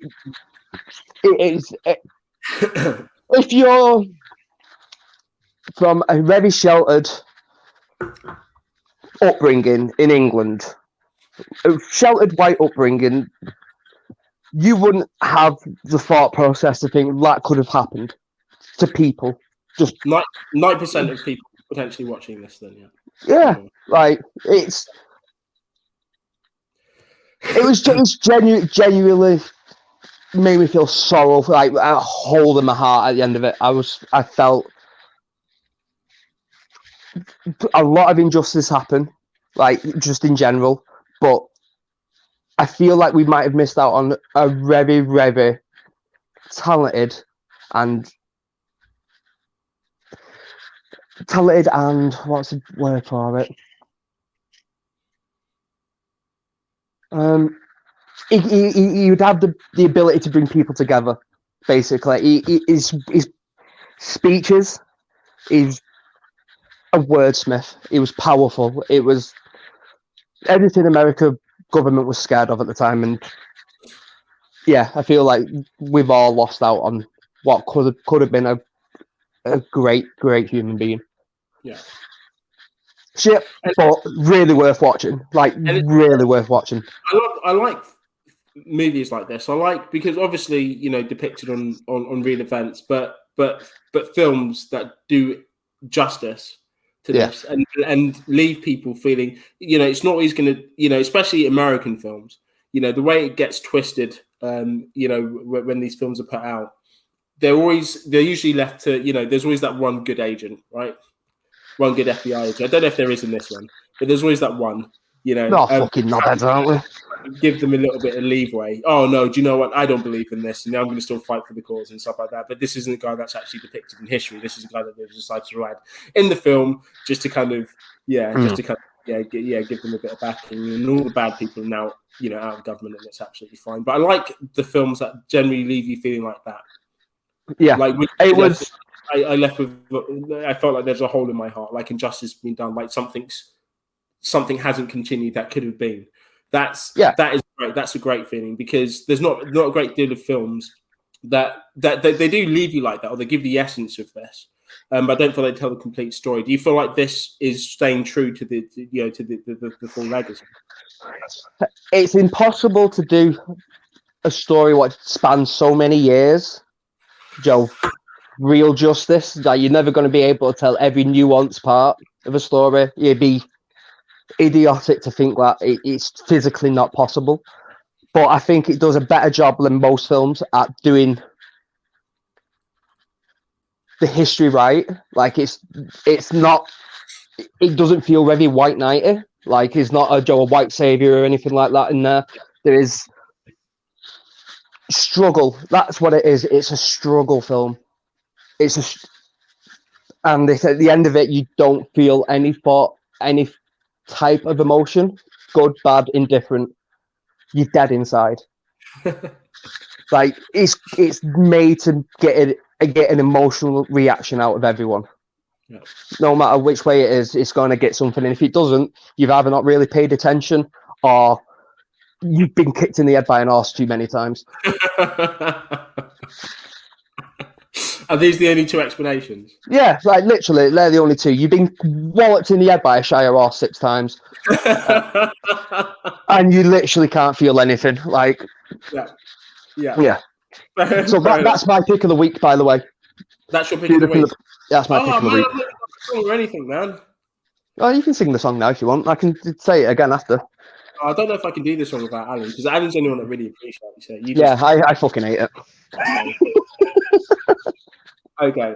Was there anything else you watched this week? Before I do pick it did I talk about Greenland last week or not? I can't remember if I did. I'm not going to remember. Jared Butler. I know Linda watched it because we talked about it on Twitter. Jared Butler, disaster film, surprisingly well done. Yeah. I can't remember the last disaster film in the last 20 years. What has gone? Joe, what at the end of it? I enjoyed that. Is that many? What's it about? Disaster. I remember. Have you not seen the? Fuck me, The Impossible. Is it called? Something along those lines. Sure. It's got Holland in it and Ewan McGregor. What's that one called? I thought it was called The Impossible. I'm not sure. Oh, this is about a comet what's breaking up and smashing into Earth. And it's literally just that. It's just an out-and-out disaster film from start to finish. Like Armageddon. Like Deep Impact. Deep Impact, yeah. But better. Like it's a better film. It's like Deep Impact, but better. Yeah. Yeah, because that's the best way to put it. It's like Deep Impact, but better. Yeah. Like in pretty much every aspect. I need to watch it. What you find it on? I can't remember. It's on Amazon, isn't it? So is that? Yeah. I subscribe. Don't get it wrong. It's not an incredible film. Yeah. It's not an incredible film, like by any, but it's entertaining enough for when you watched it and you go, "That was worth my couple of hours." Yeah. Honestly, like I anything where I usually see Jared Butler, I'm usually fuck off, fucking big moon-headed prick. But I watched this and I was like, I get it. I'm all right with him now. Yeah, you're right. You square. His head shrunk a little bit. Yeah. Yeah. Okay, cool. Fair enough. He was on. Fuck me. He was in Rock and Roller though. He was good in that. Rock and Roller's a piece of shit though. No, I didn't like it. I really didn't like that film. No. Oh God. Oh. No. But you tell everyone why Rock and Rollers they're good, and in 2 seconds I'll be back and tell them why it's not. All right. So I think Rock and Roller's dead good because it's got all of my favorite actors in it. It's got Tom Hardy, it's got Idris Elba, it's got loads of people in it, and they're all together and they're all playing really, really, really fun characters. And it doesn't really stick to the usual kind of Guy Ritchie tropes. I mean, yeah, there is the big bad gangster guy, but he's not the biggest, baddest person in the whole film. You know, there's other people that are like really, really, really good in it, and you know, it's just a very good film. The cinematography, more than anything, to be a bit geeky, is probably the best that I've seen Guy Ritchie. You know, the best kind of Guy Ritchie work ever. There's some pan shots in there that still hold up to this day, to be honest. The whole script itself is great. I think it's absolutely perfect. The screenplay on it is great as well. Each character as well is formidable. They're great. It's the only one of the Guy Ritchie films that fans are desperate to get a sequel to. So, I mean, the general population love that film as well. And all the characters there are, you know, you want to see more of them. You want to see what happens next. They all have great character arcs as well. Within that film, so I think that's really good. It's the only Guy Ritchie film I think that you want to see a sequel to. Yeah, I don't want to see Snatch 2. No, Lock, Stock. It just sounds like a porn film. I'd rather see a Lock, Stock 2 than Snatch. Maybe I'd rather. This is the film I'd like to see a sequel to, just because. But in all fairness, I wouldn't like to see any of them now. I mean. If he was going to do a sequel of them, they should have been done like a decade ago. It should have been done a decade ago. Yeah. But instead, he decided to make that King Arthur piece of shit. He ready to make what? That King Arthur piece of shit. Yeah, he did. He decided to instead of doing Rock and Roller 2. Yeah, he decided to make King Arthur. I don't know. I remember watching the beginning part of that and then just going, I quite like these epic films, you know. This was just trash. It was just so bad. I watched it and reviewed it for Red Lion. Yeah. And I watched that and The Mummy like on the same day. It's a bad day for you, that. Fucking hated myself. I absolutely hated myself after it. But yeah, like, don't watch him. Just, no. But Rock and Roller, yeah, I just don't find any of it engaging. I think I'd by that point got to the end of my Guy Ritchie rope, so to speak. I was like, I can only see the same Guy Ritchie film 6 times. Yeah. The 7th one is always too far. Like, yeah. It's called The Impossible. What did I call it? I thought you said Impossible. I thought I said Impossible as well. NG really liked it. Toby Cabell character was insane. Mate, yeah, absolutely loved it. I even like the just some of the. Do you know Guy Ritchie goes off on these fucking? So every single person has to, before they get to the point, they need to tell a story. You know, so you know they go and meet a mafia boss, and then he starts talking to them about pigs. You know, a pig, a typical West Country pig can eat 5 times its fucking weight, and blah, blah, blah. And it's just that's snatch. They start monologuing every time. But I even enjoyed some of the monologues that these people that they give in Rock and Roller. Yeah. That Bricktop, the Bricktop one in Snatch, the one about the pigs, is incredible because Bricktop genuinely looks like an East End mobster. Yeah. Like genuinely, like he looks like he owns like a couple of arcades, Joe, the slot machine arcades, and a couple of car parks and a couple of brass houses. Like that's what that guy looks like. You know what? I would. Snatch is one of the films that I like. Again, I just watch and just it always makes me laugh. I always piss myself laughing. Yeah, I really enjoy Snatch, but I don't think a sequel would ever work. Like it's too. No, it's done. It just, Vinnie Jones is actually entertaining in that film. Yeah, but he can't come back, can he? No. But I was just... he's usually got, I'm the juggernaut bitch, then a whole lot of trash, and then my gun says Desert Eagle 5.0 on the side of it. When he's drinking his Guinness. I liked his role in Lock Stock, because it was him and his kid in Lock Stock, weren't it? Yeah. Yeah, I like when he's telling his kid to watch his mouth after he swears after he smashes that guy's head in on the door. I liked him in these films. He wasn't in Rock and Roll. I think Vinnie Jones would have done well in that. But, I did enjoy it. I do like Rock and Roll. I can't even remember how we got onto this. I wanted to go away from the air and I told you to talk about it. It's as simple as that. Yeah, I can't remember how we started. Oh, Joe Butler. Oh, okay. This usually happens, and it usually happens. It's fucking Moonhead. Yeah. Don't you think he's got a massive head? It looks weird. Like the moon. Yeah, he's fucking massive. Like when you see him, there's like a moon from the Mighty Boosh that pops up. Hello, everybody. I think that accent's probably slightly better as well. For him. If he was just talking like the moon, it'd be incredible instead of that dead thick Scottish accent. It'd be mint. I might have to do that now. I'm going to see if I can find like different Jared Butler scenes, like 300 and stuff, and just edit the moon. And I was looking at Saturn one day, and I was like, "Hey, why you got all them rings around you?" Yeah, just there, he's kicking a guy into a fucking hole. It worked. It was fucking brilliant. Pretty much.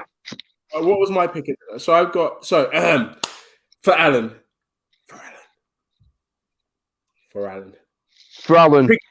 Pick of the week. Pick of the week. Pick of the week. Pick of the week. Pick of the week. Pick of the week. Pick of the week. Welcome to another pick of the week. That's where we discuss our pick of the weeks, the picks that we picked for the week. So, Mike, what was yours? Judas and the Black Messiah. Your pick of the week. You're sticking with that. Yeah, I'm sticking with that one. I've got another one if you want it. No, it's right. Mate, in fact, yeah, go on, throw it in. Why not? Con Air. Hey! Because he doesn't like a bit of Nicolas Cage. If Steve Buscemi singing that song for that little kid doesn't make you feel uncomfortable, I question you as a person. Oh, creepy cunt. It's his eyes and everything. He just looks like Men in Black doing the cockroach thing, puts a human suit on. That's what Steve Buscemi looks like. He looks like a praying mantis with a human skin on him. Mate, tell us, why have you picked Con Air? Just general entertainment. Honestly, if it's not Cyrus the Virus, put the bunny back in the box. It's Cyrus the Virus getting his head crushed by a pneumatic drill on the end of the Las Vegas Strip. It's the most Simpsons ending ever. And it's Nicolas Cage with quite possibly the best wig he's ever owned. What's not to like about that? Mate, he just have a lovely flowing bit of hair, doesn't he? He's got a lovely vein about him. And he talks about killing a man with his palm strike. Like, mental. Hard as fuck. Mate, fair enough. Yeah. Mate, it's a very good pick of the week. It's a very good pick of the week. So once again, I was at odds with my pick of the week this week because I go through different phases. At the moment, I'm in the middle of writing, so I've been in a bit of a kind of dark spiral at the moment. So I've had to come away from that, and I've tried to go into something quite nice and a bit light-hearted. So I'm watching all kind of nice films at the moment. Can you see nice about films? Just kind of, yeah, like Amelie to me is a nice film. So I stick things like Amelie on. Anything Jean-Pierre Jeunet, I would throw on. I watched what did I watch? I watched one with the kids the other day, and I thought, actually, I'm going to make that my pick of the week because it generally made me feel good. Free Willy. It's not a cartoon. No, not cartoon. No, it's Amelie. No, but you said that. I thought you just said you was watching the cartoon with the kids. I might just fucking heard that. No, just expecting you to watch cartoons with children. I was watching cartoons films with the kids. I watched Free Willy the other day. And I was watching it, sat down watching it. I used to enjoy it as a kid, obviously. I didn't really watch it as an adult. I don't think the kids have seen it once. I was kind of cooking or cleaning or whatever, they're watching it. It's the only time I sat down and watched it again, sat down and rewatched it. And I was like, this is actually a good film. I can't fault this movie. I don't feel like the acting, I feel like as child actors go, the guy that plays Jesse is pretty good. We've got the guy from Reservoir Dogs in it. What's his name? Which one? The guy that slashes the ear. That's the dance. Michael Marsden. Yeah, Michael Marsden. He's in it. He plays the dad.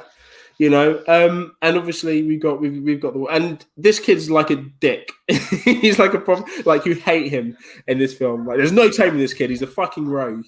And then he doesn't do well with humans, people. He doesn't trust them. Yeah?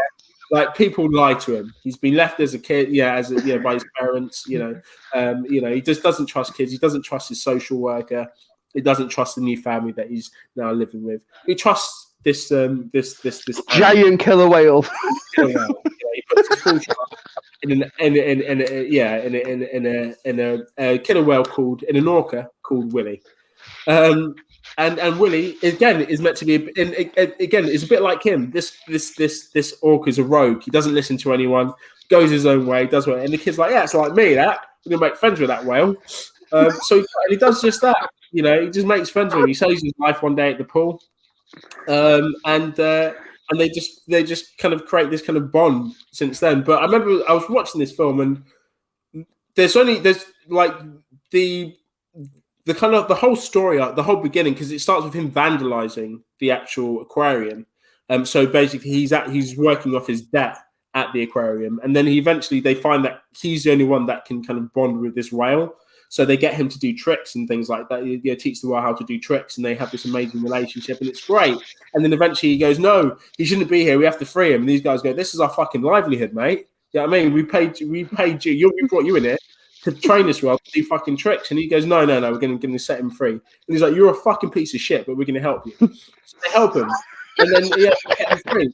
But the whole film, this is how I saw it, anyways. You know what I mean? Imagine being a business owner, and it's like he has to be free, and this business owner's like, "You're right, he should be free." This guy's been doing this for like 30 years, keeping animals in captivity for all this time, and this kid has come up to him and go, "You shouldn't do that. You should be free." And he's like, "Yeah, you're right."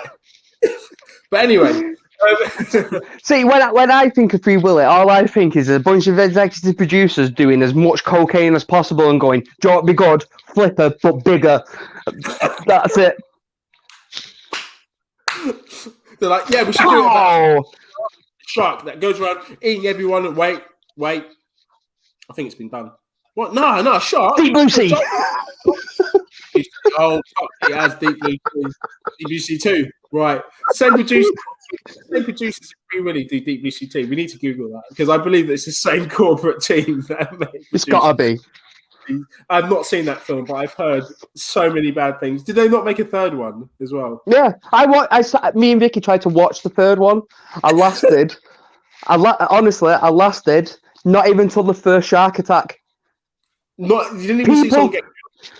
People were in the water within the first 30 seconds, and I still didn't see someone die. I got that bored and that angry. I turned it off. It's like, no, this is bollocks. I didn't. I thought the first one was. I remember watching the first one fairly young at my aunt's, and I remember enjoying it. I remember enjoying the deaths. No, I remember. All I can remember is the first time I watched it is when the shark starts swimming backwards. I was like, they'll die. As a kid, I was like, no, they'll die. That wouldn't happen. Stop it. Samuel L. Jackson gets his arm bit off and dragged into the water, but that's about it. LL Cool J and his parrot. That's the best, like one of my favorite Samuel Jackson. Like Samuel Jackson has never ever been stopped during one of his monologues, ever. Not until the giant shark. The only way you're going to stop Samuel Jackson in one of his fucking monologues is if you kill him. If you kill him dead in the middle. That's the only way. I wonder if he said, "You've got to pay me more to kill me at this point." Yeah, because I'm getting my diatribe off. Like, what do you reckon Tarantino would have said when he died? Then he'd be like, "Oh shit, he didn't get to finish. Oh shit. Oh, he didn't get the N word." That's definitely the best Quentin Tarantino impression I've ever seen. It's right up there. It's right up there. Just the right amount of weird racism and creepiness. That's exactly how he just sounds. The right amount, yeah. Just right. Like, I'm quite impressed with that. Too much, just the right amount of racism. That's Tarantino.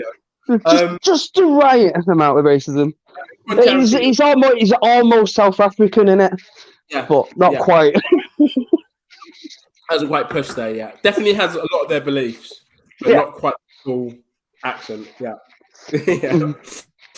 Some of their beliefs, because I do have a lot of South African friends. Although I thought you were talking about Tarantino. Yeah, he's a dodgy fuck. Although I think that I'm friends with them just to kind of make a point, which I do not appreciate.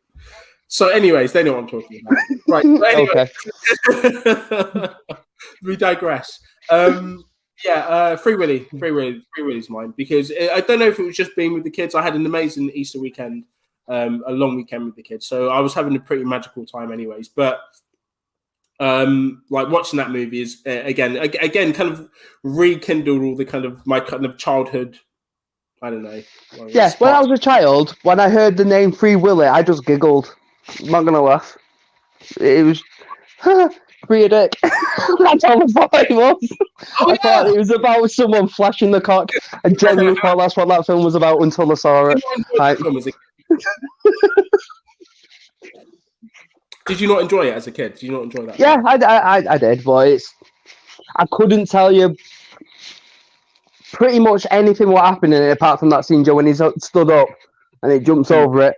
Like, so the end of the film kind of gives away the rest of the film, so I don't really need to watch it again. No, because he escapes. That's like the main part of the film, so we don't know the ins and outs. But again, this is exactly the same as me. This is the part that I remember of the film. So I remembered him jumping over. And that was it. But everything else, it was the other stuff that I really appreciated. So his story arc, so who this kid was, who this whale was, how we even got there, and I feel like it's believable. I feel like this is something that could, and it was well done. I just don't feel like I don't feel like they make these types of films anymore. To be honest, back in my day, they used to make films where they used to tell stories proper. Now they just CGI everything and they just fucking throw random people in there. I'm still surprised that Michael Marsden's in it. I mean, the guy's known for being an absolute lunatic. Let's put him in a kid's film. That makes sense. He plays like a badass. Fairness, this is like the best kind of parental role, for Jesse at the time. This is a guy that just doesn't take shit. He's just like, don't fuck about. You can live in our house, just don't fuck about. I'll kill you. And he's like, all right. And he goes into well. That's it, really. That's great. I mean, for me, that's perfect writing. that's pretty much. I've got a gun. You fuck about. I'll shoot you with it. Parenting 101. Yeah, I agree. Threaten your children with death. Yeah. You do that again, I'll just kill you. Yeah, what? Straight up. It won't exist anymore. Right. Okay. Easy. All right. So no. yeah, so Free Willy is mine. Mate, what were your childhood films before I move on to the next bit? Like, Big Trouble in Little China, RoboCop. Not like films that you watched as a kid that were adult films. Did you enjoy any like kids films? Oh, right, yeah, me and Vicky were talking about this the other day. So E.T., Flight the Navigator, Batteries Not Included. Just, mate, as soon as you said E.T. and Flight the Navigator, I could have literally just cried. I was like, that is my childhood in like 2 words. It was just like, There's a lot of that type of film, like sci-fi. Yeah, a surprising amount of sci-fi, really. Trying to think what other. It would have been the obvious Disney stuff, but yeah. Vicky's just said Cocoon, which I would argue is definitely an old people's film. No, it's not. She's absolutely right. I watched that I don't think I've watched it again as an adult. Because you've not watched it again because you realise it's a piece of shit film. That is right. Like, do you know what I used to watch in a row? Like my Sunday kind of my Sunday matinees used to be. But as a kid, I used to like go downstairs, pour myself a bowl of Frosties and some milk. I used to stick on Herbie, the very first one, the Love Bug, and then that would be followed by the Cat from Outer Space, and that would be followed by. Mate, that's a very, very old film, The Cat from Outer Space. I don't think I know that one. That's why I was like. Film. It's like a 1960s film, but I used to stick that on. That'd be followed by Batteries Not Included. That would then be followed by Cocoon, and then that'd be followed up by something like E.T. or Flight the Navigator, and that'd be it. That'd be it until like my afternoon, like to the evening, basically. I'd just literally plot myself these movies, and just that's where I'd be. But yeah, there was a lot of weirdness though in ours. Like we'd go from like Aristocats to RoboCop. to Moonwalker, to Ghostbusters, and then it was always just if there'd like 2 normalish films for children, there'll be a RoboCop, a Big Trouble in Little China, Jaws, Full Metal Jacket. There'll be some weirdness. My dad's gone, hey, your mum's not in. Do you want to watch a film with your dad? Yeah. Our cousins used to just give us like I got given Big Trouble in Little China on VHS when I was about 4. Story that was definitely Never ending story. I was given that at like 4. RoboCop at 5. Scott had Moonwalker really young. Full Metal Jacket would have been about 8 when we was in Lanzarote. He's just there wasn't a lot of censorship. It felt like in our house, like when it comes to film. There's a lot of this is a film. It's not real life. Don't repeat or say anything you think what's on there. Just enjoy it. Then I was like, yeah, but I want to be a storm. But I think I was a lot like you because my childhood was fairly the same, or kind of leaning a lot towards Vic's as well. So my childhood was very the same. So I used to like literally, my mum was a huge fan of like the old kind of matinees and old-fashioned films and comedies as well, like Laurel and Hardy and Charlie Chaplin and things like that. She used to fucking watch Rawhide and shit like that. Just really, really kind of old. You'd think she was an old white woman. I swear to God. You wouldn't think that she was a proud African black woman. You just wouldn't. But she loved those films. She just wouldn't. It's because my grandma as well liked those films. She just looked up and stuff. But these are just what I was plonked in front of the TV with. But at the same time, I was but all the things. But she loved films and she loves films and loved entertainment movies and things like that. So I used to watch. Things like NG said, Never Ending Story, or like Mac and Me was my favorite film in the world. Like all fucking Disney films. Short Circuit. Fucking love Short Circuit. Loved it. Goonies. Exactly. Just all of it. Just all of that stuff. That's fine. But then at the same time, I was subject to things like Gremlins and Jaws and Critters and Tremors. So all these other things as well that. I guess because there was some kind of like kind of puppet or animatronics involved. Yeah. This is definitely for kids, And I was okay, thank God, with this because I embraced this. So when it came to watching something like Jurassic Park in the cinema, I would embrace it like, because the T-Rex would tear someone in half. Yeah, I appreciate that. Yeah, that's what would happen. My sister... He'd definitely eat that guy off a shitter. He'd definitely do it that way.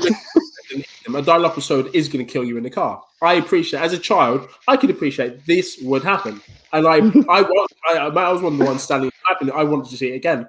When my mum watched the film, she was just like this. She was like, I didn't think that would happen. I was like, so you stuck me in front of Tremors, right? No. You stuck me in front of Jaws. The opening scene is literally being killed. All right. So this, what we're seeing is directed by the same guy. All right. What we're seeing at the moment. Million miles away. Okay, you can't be shocked by this. I think she was just like, because I loved dinosaurs as a kid so much. I think she expected this to be a bit more PG friendly. So she definitely didn't read the Michael Crichton novels, but obviously this is when you watch any kind of like a 1970s matinee film like the like The Lost World, the original Lost World, or like a Sinbad film. People are dying left, right, and center. They're getting killed by ogres. They're getting eaten by dragons. They're dying, but because it's clay animation, it doesn't look real. Yeah. It just don't believe. These are actors or these are pieces of clay being moved in the hand that's getting ripped in half and stuff like that. So you can prove it. In Jurassic Park, this was kind of the close kind of realist CGI that we've seen.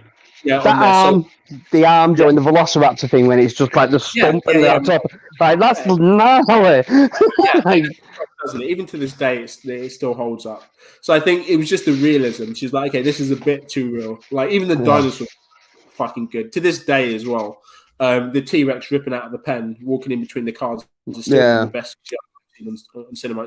Like to think about when Jurassic Park was made, when you look at that scene, even you can see bits of water bouncing off the. It's like my favorite one is the one when he takes his head down, the T-Rex's head down to the side of the car, and you just see the pupil. You see the eye.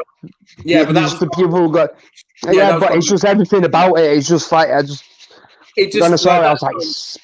That film, even if the animation, even if the CGI is still dated, Jurassic Park still holds up, man. Because every single actor does their part. You get to a point in the film where you kind of lose track of what's going to happen, even though you've watched it 1,000 times. You get to the point where you're kind of already engrossed with all these. You get swept up in it, don't you? Like the whole thing, and you start the whole adventure again, and you almost expect for these guys just to tour this park, okay, you already know what's going to happen, but you still kind of gives you that kind of ideal that this is just going to happen, everything's going to be fine. You're shocked all over again every time you see that, and it's very rare to happen. But Jurassic Park, I remember watching that and just going, this is now my favorite film in the world. Yeah, it was one of the first ones that I watched at the cinema as well. I was just like, holy shit, just how loud it was more than anything. That first T-Rex noise, Joe, when oh Jesus Christ, I could feel it in the back of my head and my feelings. Great, lovely. It's just amazing. But I was like, again, Vicky apparently fell asleep in the cinema during Jurassic Park, and I don't know how, because it is one of the loudest films I've ever seen in my life. I think she's fair. I feel like she just got so frightened that she passed out. I mean, she was just. I'll tell you in a bit. I'm on the live. I can't really do that. These are the types of films. Amy's dropped a few in there. Amy and I are again fairly similar with like childhood films. Never Ending Story. Harry and Anderson's. Yes. Big Trouble in Little China. Yes. Dr. Dolittle. Yes, actually, I did watch that. Yeah, and Dark Crystal, obviously. Okay, Amy, I think you just know what we want to hear. I feel like you're kind of just spoon feeding us a bit. You've watched this podcast enough, but at the same time, Amy, I tried to get her on. Today. Come on, Amy, next time. Next time, Amy, come on, because she wanted to talk about. This is the next thing that I wanted to talk about just now. She wanted to talk about the link that she sent me regarding Thundercats. Mike, how long have you got in you? Because I realised that we've been talking for 2 hours without Alan, which is quite impressive actually at the moment. Do you have a little more in you? I guess so. Just a bit, I guess. I guess. Yeah. All right. So she sent us a link to Thundercats. I thought it was Instagram, but it might have been Facebook. Let me just have a quick. Butchers, while we're doing that, mate, you guys top yourself up with another beverage. Throw all of your favourite childhood memories in the comments as well, like all of your favourite childhood films. Yeah, throw them in there. Let's see what everyone was watching. I'm quite curious to see what Linda was watching when she was a kid, actually, because I don't really. What do you reckon Linda was watching?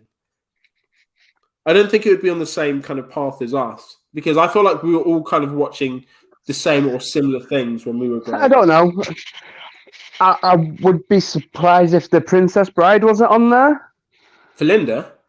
Linda, do you know what The Princess Bride is? That's interesting. I thought everyone of a certain age might have watched that film. I don't know if Linda would know that, though. Maybe she does. Maybe she does. I'm just not too sure. I just don't. Yeah, maybe she does know what it is. But maybe she. But at the same time, possibility that she just doesn't. In fairness, I'd be almost surprised if she did know what that was. I think if she doesn't, she should go and find it and watch it. I think everyone who hasn't actually watched it should go and find it and watch it. It's a kind of romantic comedy. It's a fantasy, isn't it? It's a fantasy. Yeah. It's just a fantasy. I don't know. It's a fantasy comedy film, isn't it? Like, it's just. I think it's a film of a time and place, and I don't think it would have worked if it was made at any other time. Yeah. I don't. Well, obviously, because you needed Andre the Giant in it, like, so you couldn't have done it after he died. Like, it'd be weird if the character what Andre the Giant was played by someone other than him, because he's never been an athlete of that size before. Joe, no, absolute fucking monster of a man. Like, and apparently just the really gentle giant, which is nice to hear. Yeah, but it kind of seems like he is as well. Even in The Princess Bride, it kind of comes across. Yeah. Again, perfect casting again for that. Loved all the characters in there. It's one of my favorite. It's one of my favorite fantasies. But again, for nostalgia, it always takes me back. Always, takes me back to being a kid. But I guess I'm trying to think though. Do you have any childhood favorite films where a little girl was the lead? We've spoken about Flight of the Navigator, E.T., even Princess Bride. Yeah, where it was a granddad telling a story to his grandson. Yeah, it was a little boy. Free Willy. What do we know? Any stories where little girls were the lead? The only thing that I can think of is it's only going to be the princess stuff, like the Disney stuff. Little Princesses or Secret Garden, but anything like even Black Beauty was like was a mix, I guess, to an extent. But there's only kind of fantasy films where a little girl was like anything that has stood the test of time, I guess. Oh no, probably no. I personally no, but as a little kid, yeah.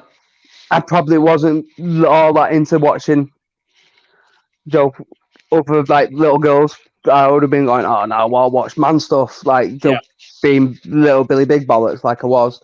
But it's probably animated stuff more than live action. Yeah. Oh, here we go. Yeah. My sister used to she was the same as me. She used to just watch, but in fairness, all she really had was Disney films. Like My Little Pony and shit like that. So I did feel quite bad for her kind of growing up because there wasn't much to kind of grab onto. But she liked she liked comic stuff like Wonder Woman and stuff like that she kind of found role models, and then X-Men like in Storm. I didn't watch The Princess Bride until I was much older. The films I mostly watched as a kid were Jurassic Park, Free Willy, E.T., Flubber, Sister Act, Bond film, like James Bond films. You used to watch James Bond films as a kid. Here we go. My mum loved Bond films, so we watched them basically every Sunday. That's kind of sweet, right? That's great. I used to watch a lot of Bond films as well, but this is kind of in my school days where we kind of were going for a Guy Ritchie phase. Me and my mates. We were kind of mods at the time.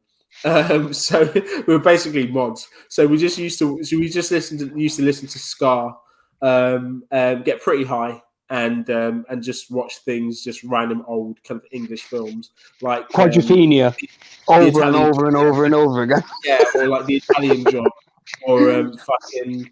Just trying to think of shit films with mods in. Yeah, or just something, Anything with a Who. Anything with a Who involved, yeah. The Little Prince, the Little Princess. I don't know what that is. I'm sure that's a thing. I suppose stuff like Little Mermaid, stuff like that. It would have been Disney stuff, but like sick Disney film. It's a good film, and it doesn't get enough credit as I think it should, because it's a generally. Vicky loves it. It's just not my thing.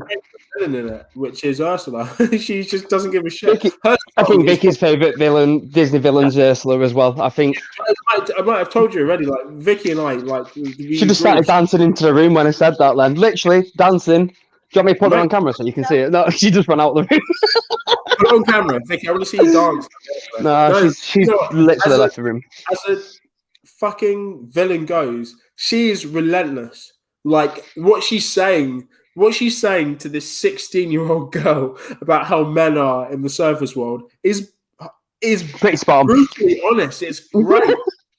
and for a Disney film as well, you know, and because she's singing it, they can kind of get away with it to an extent. But again, she's my favorite Disney villain because she's absolutely relentless. She makes her pay with the one thing that can save her as well. So yeah, Ursula is definitely one of my, in fact, definitely my favorite. My second favorite villain is the Shadow Man in The Princess and the Frog, just because his. I don't think I've ever seen that film. Back in one sec. Yeah. Has anyone seen The Princess and the Frog? And what do they think about that? That got mixed reviews for most people that love Disney films, but that is still one of my favorite films. I think it's well animated. Some of the songs don't really stand up, but the "Are You Ready" song by the Shadow Man is probably my favorite Disney song in the world. And I went to see it in Disney Paris live when they were doing their fuck me, I can't remember what they called it. It was the Disney, I think they called it the Disney Light Show, where you stood in front of Cinderella's castle. They had a whole bunch of fucking water going up, but they projected different Disney films and scenes and things like that from it. But they used the water and the lights and fireworks to kind of elevate and portray these songs. I've got a clip from it, actually. I'll put it on the Red Lion channel soon. But they did the Shadow Man's song, Friends on the Other Side, from The Princess and the Frog that day when we was in Paris. And it was probably the best thing I've ever seen live. It was amazing. It was just absolutely spectacular, to the point where every time I watch the film back now, it reminds me of that. So he's now my second favorite villain, but he has my definitely favorite song in it. Shawshank and Save the Last Dance were my favorite movies in school. I saw Save the Last. That's what it's like. I want to laugh at that. How them two films are so different. How can they be your favorite film? Is incredible. I appreciate that, honestly. Schindler's List and Save the Last Dance. No, Shawshank.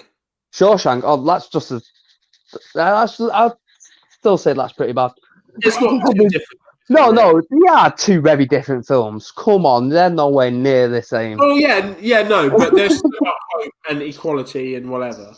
Oh, okay, yeah. They share a lot of the same two values. Two values. Yeah. Hope and equality. All of those of them. But they share 100% of both values. Yeah. The Little Princess was a live-action film where a girl who lost everything is kept in the attic and befriends a Sikh next door. Okay. I've not heard of that one before. Ah, no. I did see. Fuck me. I have heard of that. Is that when there's like all the girls in like the orphanage or something, and they're all there, and there's that one black girl that's there that's not kind of kept with the rest of them. She's a slave. I think that was what the one was, and her dad was like really rich. I kind of get that mixed up with the Secret Garden, but I think her dad was rich, and then went off to do something, fight a crusade or a war or something. Then it's like coming back for her in the end potentially. But I think that was the one. Maybe. But I think this is one of my sister's one. I tell you what, one my sister did like was Beethoven, which is one of my favorites. I haven't seen Beethoven in fucking years. That film always. I always wanted Saint Bernard after that though. Always wanted a Saint Bernard after that film. Even with it showed how much of a mess and how big and slobbery they are. I was just like, that looks incredible. I want one. I want 6 of them. Yeah, mate, but you could, mate, that's what got me. That's what put me off getting dogs. I'm just glad my grandparents kept them instead of that, because I just saw, I just like the way the dad was with the Saint Bernard in that film. I was like, oh fuck me, it looks like a bit of a challenge. Is that about right? but yeah, absolutely, mate. That film's incredible. Film is absolutely. I think, is that not a John Hughes film? Beethoven, John Hughes film. Vicky's not sure either, which is surprising because she usually knows all of John Hughes films off the top of her head. I wouldn't, because I know that what was it, Dennis? I feel like Dennis was a John Hughes film. Whoever did Dennis, I thought that did Dennis the Menace. Yeah, like Dennis. It's just called Dennis. Yeah, Dennis yeah, but it was about Dennis the Menace. Right? I do remember it. I think I've seen it twice, but it's a terrible film. That was one of my childhood films. I loved it as a kid. Absolutely loved it. Rewatched it. And yeah, it didn't hold up so much. I felt a bit weird watching it as an adult without kids. As a kid, I always thought Problem Child was the better version of it. Problem Child is great. Problem Child is the better version. Is the better version of that film. Just because he's a little kid dressed as Satan. It's piss funny. Problem Child, but again, Problem Child was just... But again, it was a very elevated, potentially kind of old-fashioned theory of... So John Hughes wrote Beethoven, but didn't direct. Right, yeah, okay. I knew, mate, you can feel... You know when you're watching a John Hughes fingerprints on it. You can watch it on a Sunday and stick your thumb in your mouth. Pretty much. Your mum. Yeah, I mean, during the film, you're watching John Hughes film, definitely. But yeah, no, yeah, it feels like a John Hughes film, definitely. Again, a good film, especially how difficult it is working with animals. I think the whole thing was really well produced and really well directed. Did you ever watch a film just while we're on this nostalgic kind of the thread? Did you ever watch a film called Homeward Bound? Disney film? Yes, of course I did. Think about it. Not the original, the 90s one, voiced by with Michael J. Fox in it. He played Chance, the 90s film. I'm pretty sure it would have been the 90s one that I watched. Michael J. Fox. Do you know what? It's been that long since I did watch it, though. I couldn't tell you. I think it's like one of the original. Like, I would have been literally a kid. Homeward Bound. No, it was just... we've watched it together, haven't we? Yeah, it's been fucking ages since I watched it. You guys watched Homeward Bound, but not the original. Like the original one, again, is like the kind of old, kind of 70s matinee-ish films where it's just kind of narrated. But the newer one is the one where each kind of animal's voice is. I do remember that. Yeah, it is that one I remember. It weren't the original. That was one of my top favorite films, and my sister's as well, to watch. It was like, for us again, that was... Oh shit, Watership Down. Okay, so that was one of my childhood films, but not from choice. It terrified me as a kid, as a little kid. The hairs in that are knobheads. I can't listen to Bright Eyes now without thinking of A Field Full of Blood. I just can't. Like Simon or Garfunkel, whoever sang that song, right? Fuck. It was like it was Garfunkel what sang Bright Eyes. I did it, yeah. Fuck. Garfunkel what sang? Yeah, it was definitely Garfunkel what sang that. That song will now forever be a dog ripping hairs to shreds and a field of blood. That's all I can think of. That's it. It's not about Bright Eyes at all. There's no eyes in that film apart from the dead eyes. The cold dead eyes of soulless, lifeless bodies. Lifeless bodies. I fucking hated humans after watching that film. I thought, what's the point of existence? Right? As a child, I questioned my... Now you know why I am like I am. What's the point? Just watched Watership Down too many times as a kid. That was a film. Do you know what? I feel like there was something that happened. There was a definite error because I feel like there's many people. Like, I'll probably create a page for this or something. There's more people of our age speaking up about this now. About the traumatized by your parents. Yeah. And I feel like there was probably they're going to have to blame the government here because it usually is the government, but the government definitely said, "Yeah, stick your kids in front of this; they'll be fine. It's a cartoon." Yeah. Down. And then I was like, "Yeah, watch this." I don't know if any parent has actually watched Watch It Down. My mum, I don't know if my mum said she really enjoyed it. It was great. She goes, "Oh yeah, there's a funny French accent seagull in it. You like him? He's funny, isn't it?" Yeah, I was like, "Yeah, but he always keeps on saying piss off." Yeah, exactly. Yeah. I was like, before that guy comes into it, like a lot of people die. Like a lot of rats and a lot of throats getting ripped out. Like, it's a traumatic film. It's a very traumatic film. Especially when I grew up, when we was growing up and we was watching it, I had like 30 rabbits, blonde, white rabbits with long floppy ears. And then after watching that, I was terrified they was going to get murdered brutally by a fucking next door's pet. It scared the shit out of me. Everything was a threat in that film. The Falcon, the wait, he says it in the intro of the film.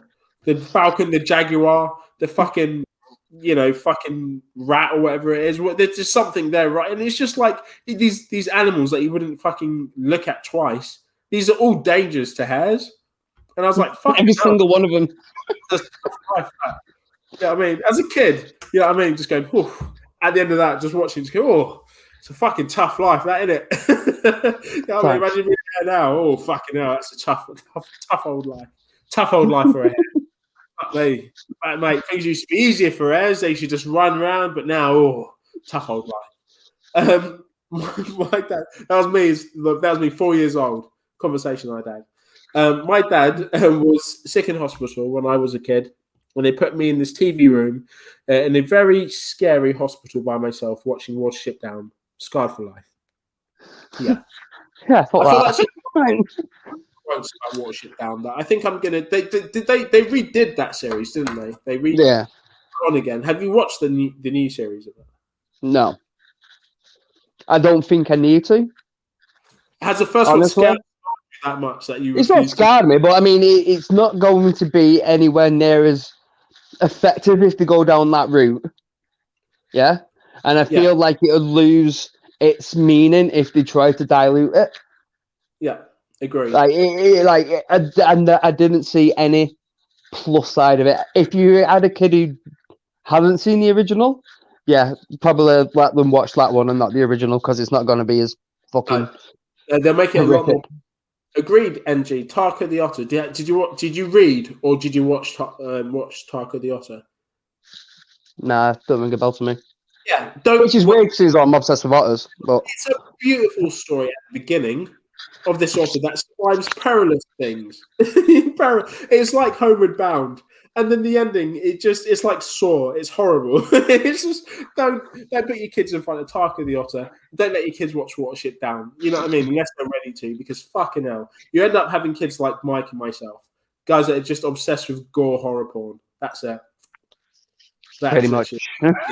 That's what we're now. But I would say RoboCop's got more blame for that for me. Genuinely. Because it was fun for me. So when it's funny.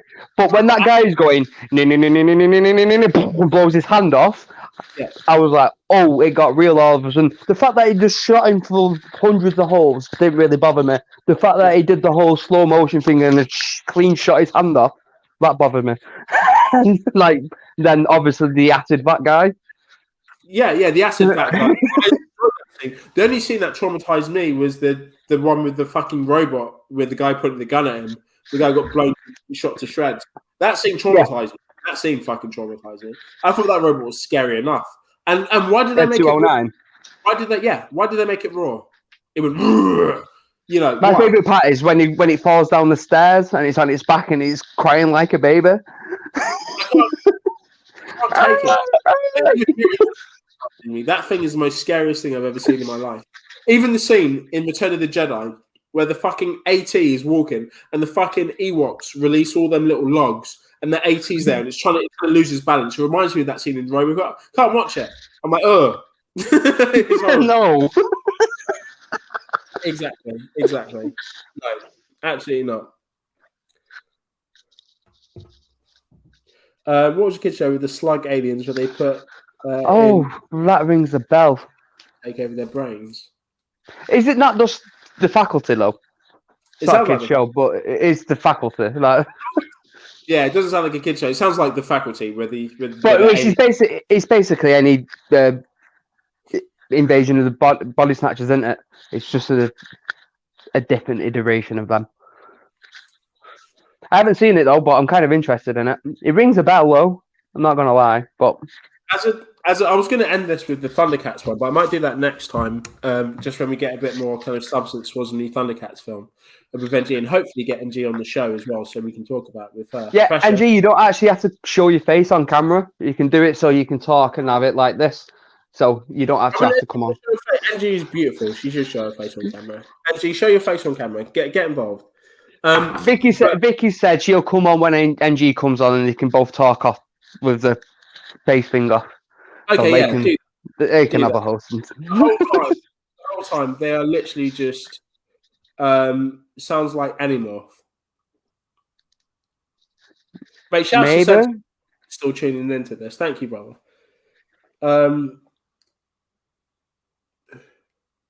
When he's going, does it hurt? Does it hurt? Don't know what you're on about, Ema. Google that. I just want to see what comes up.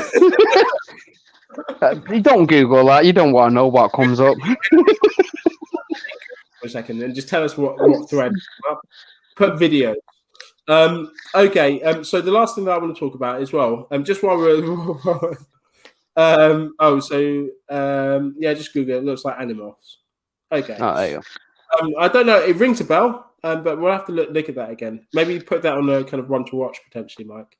For this, just to rewatch it. It sounds like another one of those kind of traumatic things that could. I'm trying to do that to my kids. Basically, I'm trying to look at traumatizing things that I can just sit them in front of and get away with.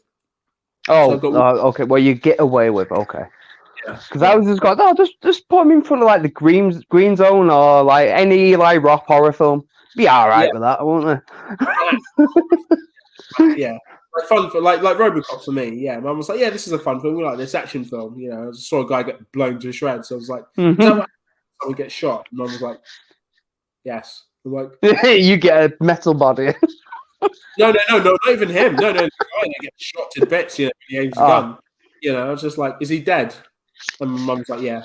I was like, "Is that what happens when like 1,000 bullets hit you at once?" You just explode like that. You're like, yeah. You're like, right. Depending on the caliber. I mean, I walked into school a man the next day, if anything. But okay. So one other thing as well that I'd like to talk on, because we were talking for an hour, 2 hours and a half, which I didn't think we could do without Alan. But we managed to hold this up. We don't need him. We don't need him at all. Fuck him. Let him get back to his work. But we do. We need, because Alan would have made 1,000 jokes at the moment, which would have been hilarious, and probably invented another segment as well for this. But nevertheless, we do need. Did you ever watch Are You Afraid of the Dark? Yes, loved it. Genuinely loved it. Like Goosebumps, any kids horror film, like horror show, I was into. Generally just into. I watched and Tales of the Crypt Keeper. I also watched that as well. But I rewatched Are You Afraid of the Dark? It popped up on my Facebook, and I was like, "Oh yeah, shit!" And I remember I didn't used to do anything. It came on a Saturday, and I was going around my mate's house. We were going to a family barbecue, anything. We were going out to the park, whatever. And I refused to do anything until Demon Headmaster, great, used to love that. Yeah, coming back from school watching Demon Headmaster on the BBC, definitely. But going to I met on Saturday. I refused to. That was part of my life. I had to watch Are You Afraid of the Dark every time, and it didn't. I don't remember being scared as a kid, but I remember it being terrifying. And it's a weird thing to say, but I remember knowing that what I was watching was meant to be horror. I think this is where I found my kind of initial love of horror, even before, because Jaws is a horror film. It's undebatable, it is. And I'd watched it 1,000 times before I'd watched Are You Afraid of the Dark, or Goosebumps, or what would perceived to be horror. And I felt like Are You Afraid of the Dark or Goosebumps potentially, or something like The Demon Headmaster would be my kind of insight into horror and my love, and to kind of ignite my love for horror. But I remember watching Are You Afraid of the Dark? And I watched an episode of it recently, maybe a couple of months back, and I thought, fucking hell, this is actually horror. This is horror. At the end, they usually would get away. They'd probably do something zany to kind of get away from the villain, and then be happily ever after for it. It's suspense for 18 of the 20 minutes, and then 2 minutes of them getting away safe at the end. Yeah. But there was another one as well called Erie, Indiana. Yeah, I liked Erie, Indiana. Creep Show. Love all of them. All of them. Exactly. So I used to watch anything like that, but then I watched something called Erie, Indiana, and there was one episode that featured dogs in it. And yeah, agreed. Round the twist, yeah, all of that. Yeah, we can put that in the same bucket, most definitely, mate. Yeah. But there was a thing called Erie, Indiana, and I remember very distinctly this one episode before going out. I remember going out to my aunt's birthday party, and it used to come on after Simpsons or something. It was like 6 o'clock or 6:30 or whatever. Got home from school, watched Erie, Indiana, and there's one episode with dogs in it, and there was these kind of killer dogs. And there was this one kid that had had a metal plate in his mouth or something. He wore this headdress, and terrified of dogs. And at the end, he gets basically eaten by these dogs. He gets killed by them. Yeah, he was terrified of him. He gets killed by them. One of the dogs kind of coughs up his head plate, and they realize that he runs away. The dogs go after him, and then at the end, the dog coughs up his head plate, and he's there trying to help them, kind of investigate, why these dogs are being so murderous. And I remember that was the first time rabies. I was afraid. They would have said it was rabies. Eaten by them, weren't he? He was just eating, and this one dog ended up eating his head and couldn't digest his whole head. So his whole this kind of plate that he had over his head. It's kind of, you think, help him kind of by his teeth. But this is a kids program, And I remember going, fuck me. And I remember saying to my mum, is this kid that my mum wasn't watching it, was she? She was getting my sister ready and getting me ready to go out. So I was like, is the kid dead now? And mum was like, yeah, let's go. And I remember the whole time, I just couldn't stop thinking about it. I was traumatized. I was like, these dogs. And all I could do is picture the moment where this kid ran off, where the dogs chased after him. Everything that happened in between them, up until the point where this other dog coughed up his braces. And I was just like, this kid must have been just ripped limb from limb. This is outrageous. And I rewatched the episode as well, and it was left unquestioned what happened to this kid, and this dog ended up just happening to supply. So this is how they did it. As a kid, I didn't understand that, but I remember for ages kind of delving into like horror. So Are You Afraid of the Dark, Goosebumps, things like The Demon Headmaster, things like that. And this, I guess, it kind of kindled my interest in it. But after that, it didn't scare me. It just made me feel like, fuck no, that's pretty, kid, I had the majority of the Goosebumps books. Yeah, as well. Like I absolutely love them books. If I could get the full set now, I'd probably get it and read them all and love them all, just for like a weird bit of nostalgia. But I always thought at the time they were they were more willing to put out that type of thing for kids when we were younger. But like I don't think a lot of that will get put out these days. No. I generally don't. Yeah, I remember my favourite Goosebumps being Night of the Living Dummy 3. Again, I'd already seen Chucky. And this is the closest that I could get to watching it again, because I snuck down to watch Chucky. My mum didn't know. So I was watching it through bars, and my mum was watching it, and I saw it. But this is the closest that I could get to watching Chucky again without it being Chucky. And it wasn't enough for me, but Night of the Living Dummy 3 was close because it was pretty freaky and it involved other dolls and mannequins and things like that. Ventriloquist dolls, sorry, and things like that. So it was the closest I could get to it. But we're getting the book as well, and the book was so much scarier than what you actually see live. And the way he speaks and rhyme and all that, it's just crazy freaky. If you don't like dolls and fucking ventriloquist dolls and dummies and things, it's gonna shit you up. But what's his name? What is the guy's name? Is it Chippy or something? What's his name? It's something like really kind of skipper. What, the actual doll? Yeah. I thought it was it not called Chippy? Chipper. Yeah, or something like Chip or Chippy or something like that. Something along those lines. It's been since it was on BBC back in the day since I've seen any of them. Like, and since year 7, 8 maybe of high school, since I've read any of the books.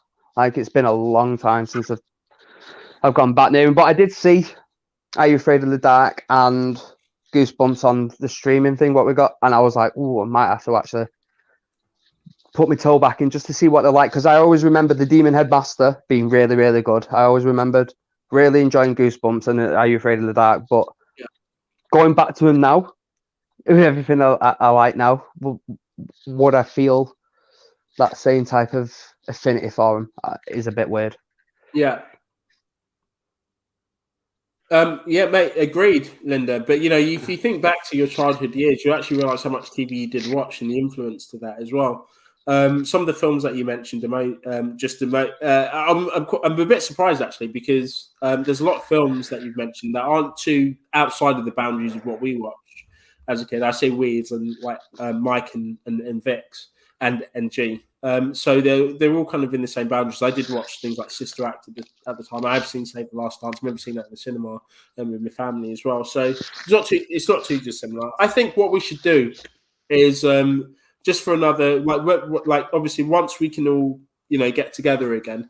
I think kind of revisiting some of these old kind of TV shows and analysing them as adults would be quite fun. So watching things like The Demon Master and Goosebumps and Are You Afraid of the Dark, get Alan together, NG, Linda, Vix, anyone that wants to be involved, just rewatching these shows together and just kind of giving you a review, I think would be quite fun as adults. Yeah, I'd agree with that. Yeah, maybe. Because they were made by adults, like, at the end of the day. They weren't, and you would imagine they would made it for their own enjoyment as much as, because they've got to be proud of what they're putting out. Like, again, I don't think a lot of the stuff what was put out back then would get made these days, just because the content, like, just doesn't work that way these days. No, agreed. I'm dying off. I'm literally dying. Yeah. I'll wrap it up then, lad. JC Beaker, never really watched. Hey Arnold, Arthur, Rugrats was my shit. Keenan and Kel I liked. Sabrina, Sister was alright. Moesha I remember. Wild Thornberries weren't my thing. Dexter's Lab was, though. I really enjoyed Dexter's Lab. Lab was my thing. Didi, get out of my room! I had a proper soft spot for the Powerpuff Girls, which has just started. Yeah. They've just started filming a live action. Is it a film or a series? I'm not sure, of the Powerpuff Girls, and I will watch, but no care. That'd be sick. That was insane. Yeah, so basically, what you're saying is you watch Nickelodeon from that list, and Linda, it's all just Nickelodeon. But yeah, completely agreed. Yeah, we should all rewatch them and just give a little bit of a review on them, definitely. Agreed. All right, let's wrap this up before I start going to sneezing fits again, because we've talked for 2.5 hours. So I think this is enough entertainment for everyone, don't you, Nick? Mm-hmm. Good stuff. I agree. Guys, I want to go and lie down somewhere. I'm not sure. Yeah, inebriated and drunk. Guys, thank you so much for staying with us for all this time, for 2.5 hours of your Friday nights. It's a pleasure, as always, to do this. As much as we have bants and all that stuff, it's all love, and we appreciate every single one of you guys for tuning in as well, and we love your comments as well. Make sure that you're sharing this. Make sure you're subscribing if you haven't subscribed already. Make sure you're clicking the like button and making sure you're following the channel as well. Make sure you follow all the other channels as well that we were a part of. We're part of a massive team at the moment. So part of the Premier Battles guys. We're part of the Talk About Network services, Talk About a Network. Mike, as part of Red Line, is also part of the Mortality. They do merchandise. This right here, Mortality, you can see it here. I'm very well, absolutely sick, very comfortable. It's absolutely brilliant stuff. Yeah, so just everyone that we're a part of, everyone that we're following, make sure you are following us as well, and make sure that you're shouting out Red Line as well. We are going to do a lot more more podcasty things, so we're all together, but at the moment we're doing this, and the fact that you guys are still tuning in and commenting and liking and subscribing, it means a great deal to us. So again, thank you so much for that. Make sure you tune in next week. So we're going to be talking about the new Invincible. We're going to talk about the next episode of Falcon Winter Soldier. We're going to come up with more stuff. Maybe Alan will be here. Maybe Alan will be here. Maybe you won't. Maybe. We'll find out. That's fine, but we'll definitely be here. We'll definitely have plenty of alcohol as well. So make sure you guys. And hopefully, I would have been to a fucking barber's by then. Mate, I love your mane at the moment. Keep it going. I don't know. Part of me is thinking I might grow it out. I'm not sure. Mate, do it. Mate, you look beautiful as usual. Shouts to Sentiment for jumping in as well, mate. As always, mate. Shouts to our number one fans as well, Longhead Linda, Vicky C, Amy NG as well for joining into this podcast, guys. Thank you so much again. Thank you so much for joining us this Friday. Make sure you have a great weekend, whatever you're doing. Join us next week. Have a good one.